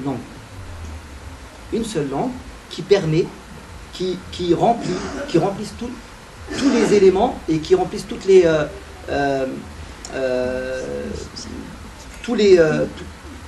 tout ce que peut renfermer la langue arabe. On ne trouve pas une langue qui puisse être aussi complète que la langue arabe. Mais pas seulement au niveau de l'utilisation, mais au niveau de sa beauté. Au niveau de sa beauté, au niveau du sens. au niveau de... On peut inventer 50 000 mots par jour. On peut inventer des mots par jour. Elle peut s'adapter, elle transcende le temps et l'espace. C'est une langue, c'est une langue sans le Coran, elle n'est plus une langue. Et le Coran sans la langue arabe, c'est plus le Coran.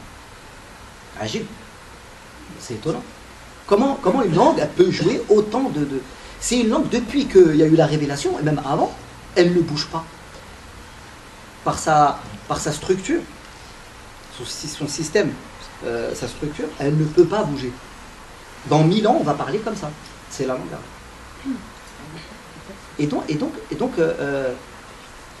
quand on regarde tous ces éléments, quand on regarde l'histoire de la langue arabe, quand on regarde d'où elle vient, d'ailleurs c'est étonnant qu'on ne sache même pas d'où elle vient concrètement. Parce que quelqu'un peut me dire, ouais, tiens, on dit, c'est Ibn Yu'rab par exemple. On a aussi, le premier à avoir parlé l'arabe, c'est Ismaïl alayhi salam par exemple, parce qu'il a fréquenté la tribu de Jurhum par exemple. On a des récits comme ça. Mais quand on regarde les langues sémitiques, on regarde que la langue arabe, on voit toutes qu'elles ont une origine, des racines. Mais la langue arabe, subhanallah al-azim, Allah il l'a choisi, on se dit, c'est pas pour rien. C'est pas anodin. Et donc ça attire l'attention. Ça attire l'attention. Quand vous entendez quelqu'un qui n'est pas arabophone et qui parle l'arabe, vous restez bouche bée. Quand vous entendez quelqu'un qui parle l'anglais, même, vous dites, c'est bien, tant mieux. Mais quand on dit l'arabe, on est là. On se dit, waouh, comment il parle aussi bien l'arabe. Il y a quelque chose de magique dans la langue arabe, il y a quelque chose de surnaturel. Quelque chose de surnaturel. Et par rapport aux méthodes, après, pour parler concrètement... Ce qui m'intéresse, c'est mettre en application à la rentrée, Inch'Allah. Alors. Ouais. Aussi, on ne peut pas la traduire en langue arabe. Est-ce qu'on peut la traduire? Non, on ne peut pas la traduire exactement. Regarde, par rapport à la traduction, je donne un exemple tout simple. Le Coran, en français, c'est pas la même. Est-ce que c'est le Coran? Non. C'est plus le Coran. C'est une traduction du Coran. Et quand vous regardez, à l'intérieur du Coran, vous dites, il est dit dans le sens des versets, c'est-à-dire une traduction qui se rapproche du sens pour se rapprocher du sens. Donc c'est pas exactement. Mais voilà, on n'atteindra jamais la source. Exact. Parce qu'il faut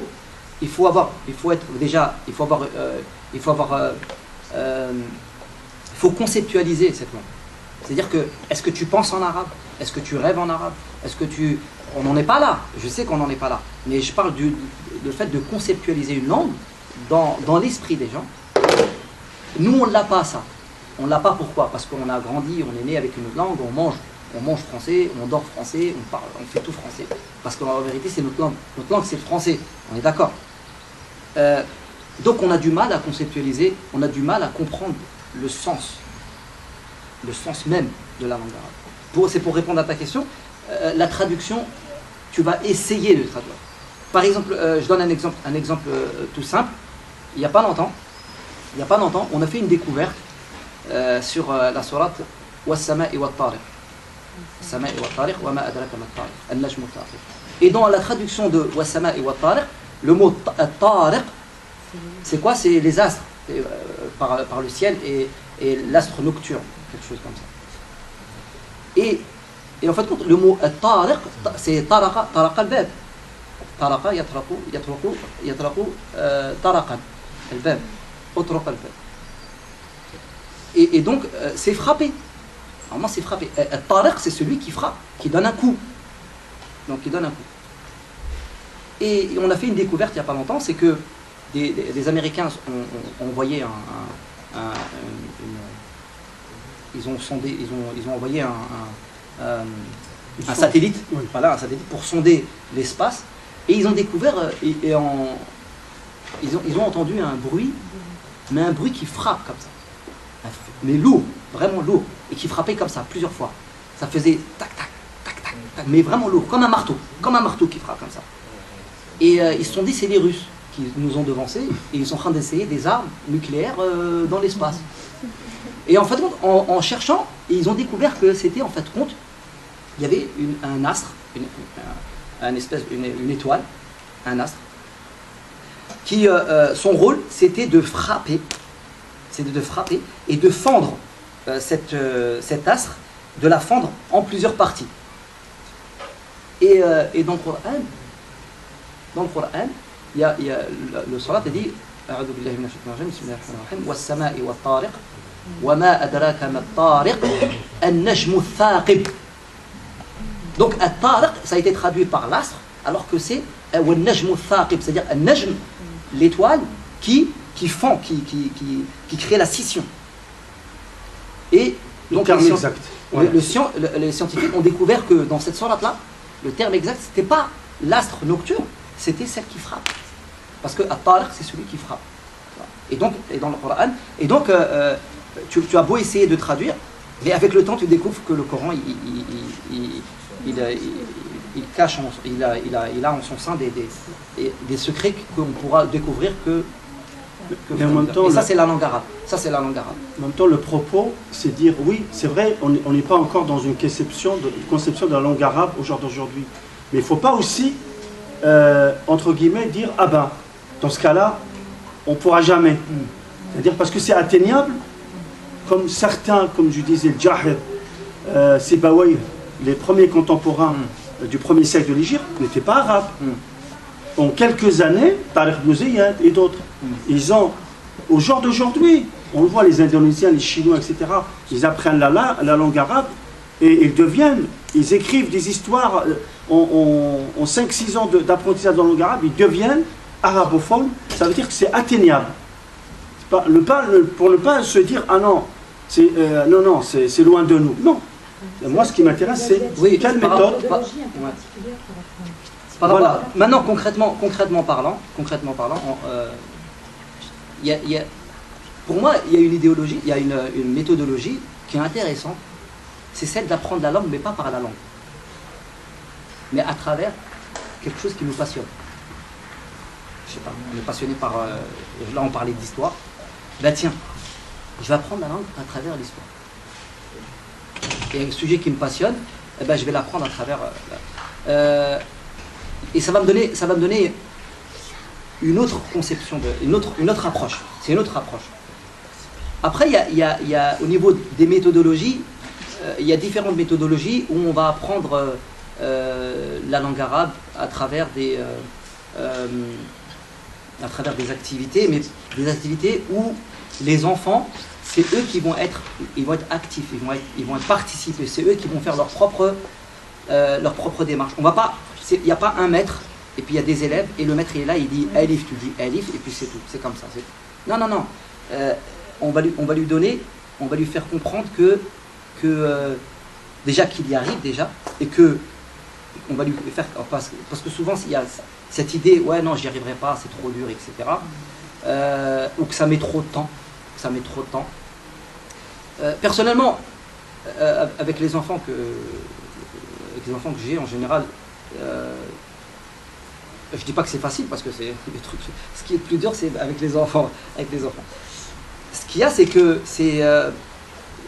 premièrement faire aimer la langue arabe, la faire aimer, ne pas commencer par la fin, mais commencer justement par une fois que tu fais aimer quelque chose à quelqu'un, tout seul il va y aller. Quand on aime quelque chose, on le fait, on compte plus si je compte pas si j'ai passé une nuit blanche ou pas. Et ensuite, au niveau d'apprentissage, on sait que dans les méthodes d'apprentissage, il y a des phases d'apprentissage. Il y a la phase où la langue, c'est du bruit au départ. C'est du bruit, on comprend rien. Et déjà, ça peut nous démotiver. Et on dit, oh, c'est trop compliqué, je comprends plus rien. Et puis on se rend compte, je dis, mais est-ce qu'il y a 1 mois de ça, il y a 2 mois de ça, tu savais lire? Non. Tu sais lire, oui ou non? Je sais lire. Donc ça veut dire que dans 1 mois, tu peux faire encore le double d'efforts. Donc tu peux y arriver. Alors dans 4 mois et dans 6 mois et à la fin de l'année, ça va être quoi? Il faut aussi au départ, dès le départ, il faut sentir qu'il a évolué. Justement pour qu'il s'accroche. Parce que si tu dis, ouais, à la fin de l'année, tu vas voir, il va y avoir des résultats. Il faut que ce soit motivant. Et il faut se mettre à la place de celui qui apprend. Il faut se dire, voilà, qu'est-ce qu'il peut le faire? Comment je peux le garder? Des objectifs atteignables. Voilà, des petits objectifs. Et aussi faire des exemples. C'est-à-dire que si certains ont réussi, et ils sont motivés. Et puis qu'est-ce que c'est gratifiant pour un enseignant de voir que quand tu viens pas au cours, c'est l'enfant qui te dit pourquoi tu n'es pas venu. C'est lui qui te dit pourquoi il n'y a pas cours, par exemple. Alors que d'autres, ils diront bravo, oui, il y en a super, ça sera toujours comme ça. Ça sera toujours ailleurs. Voilà. Même dans la classe, on va dire que ça varie. Ça varie. Mais voilà. Après, il y a des phases d'apprentissage. Il y a la première phase où c'est la première... c'est-à-dire ça va être du bruit, il faut qu'il arrive à décodifier, il arrive à décoder, pardon, il faut qu'il arrive à déchiffrer. Après, la deuxième phase, c'est quand il arrive à lire. Quand il arrive à lire. Parce qu'il y a 4 phases en fait. La première phase, quand il arrive à comprendre un peu, il n'entend plus du bruit, mais il entend quand même des lettres, etc. La deuxième phase où il commence à lire. Et donc ça, c'est la phase de passivité, en fait. Et ensuite, après, il y a la phase de production où il commence là à parler, troisième phase. Et la quatrième phase, la plus compliquée, donc c'est pas la plus compliquée, mais c'est la dernière phase, c'est là il produit à l'écrit. Et donc si on fait pas la différence, on distingue pas entre ces 4 phases-là, on peut tout mélanger. Donc il faut déjà commencer par la première phase. Est-ce que l'objectif il est atteint? Oui, c'est bon. Deuxième phase, il peut lire, c'est bon. Voilà. Troisième phase, il peut commencer à parler, il commence à dire des mots, etc. C'est bon. Voilà. Et puis aller étape par étape. Et puis après au quotidien, ça c'est de la théorie. C'est de la théorie. Après au quotidien, faut faire en sorte, il faut mettre toutes les chances de son côté pour pas déjà que les enfants décrochent, ou même les adultes, parce qu'il peut y avoir des adultes. Hein. Et ça c'est une loi universelle. Ça c'est comme ça. Au départ dans la classe, ils sont 20, ils sont tous motivés, ils ont la patate, tout. Et puis après, à la fin de l'année, parce qu'au début de l'année, tout est neuf, le cahier est neuf, le stylo est neuf, tout est beau, c'est tout. Et après, à la fin de l'année, tu vois les vrais. Tu vois les vrais, qui tiennent vraiment le coup. Mais bon, ça c'est de la théorie.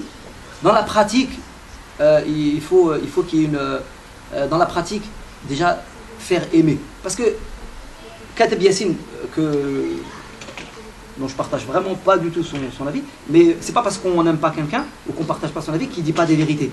Il dit que j'ai aimé la langue française parce que ma prof de français, elle m'a fait aimer la langue française, alors que mon prof de Coran, il me tapait. Il disait, je déteste le Coran. Il a combattu le Coran et la langue arabe. C'est-à-dire quelqu'un qui vient avec des méthodes, ouais, il faut faire ça à l'ancienne, ils se tenaient tous à carreau, ouais, mais ils se tiennent tous à carreau, mais ils te détestent tous et ils détestent la langue. Donc tu n'as pas été l'ambassadeur de cette langue-là. Tu ne l'as pas fait aimer. Fais-lui aimer cette langue-là, et mets tous les moyens à ce niveau-là, et tu vas voir que tout seul. Et puis il y a aussi, après concrètement parlant, il y a la méthode orale, beaucoup de méthode orale au niveau des dialogues, au niveau apprendre des dialogues et faire des scènes, faire du théâtre en langue arabe. Faire du théâtre, prendre des textes, et lui il apprend tel rôle, et ils vont s'amuser. Ils vont jouer, et quand tu apprends une langue en jouant, pour un enfant, c'est gagné. Pour l'enfant, il a besoin de jouer. On ne peut pas lui dire, comme les grands, il faut que tu tiennes à carreau. L'enfant, tu ne peux pas le tenir comme ça. Parce qu'il a besoin de jouer. Laisse-le jouer, mais en même temps, sois stratégique. Wallahu a'lam. Après, il y a d'autres choses. Après, il y a d'autres. Est-ce qu'on peut expérimenter ça l'année prochaine? Il y en a qui sont. Qui serait partant pour apprendre avec une méthode comme celle-là? Hein? Bon, il faut arriver au moins. Il faut arriver au moins à 15. Voilà. Hein? Bon. Est-ce qu'il y a des questions? C'est profiter. Hein, encore 5 minutes. S'il y a des questions, 5-10 minutes. Allez, 5 minutes. S'il y a des questions. Bon, c'est sûr, aujourd'hui, on ne pouvait pas tout aborder. C'est qu'une introduction, on va dire. Mais je pense que l'année prochaine, Inch'Allah, dans le cycle de nos interventions dans l'année, on va mettre un focus sur la question de l'histoire. Peut-être qu'on va faire plusieurs séquences comme ça.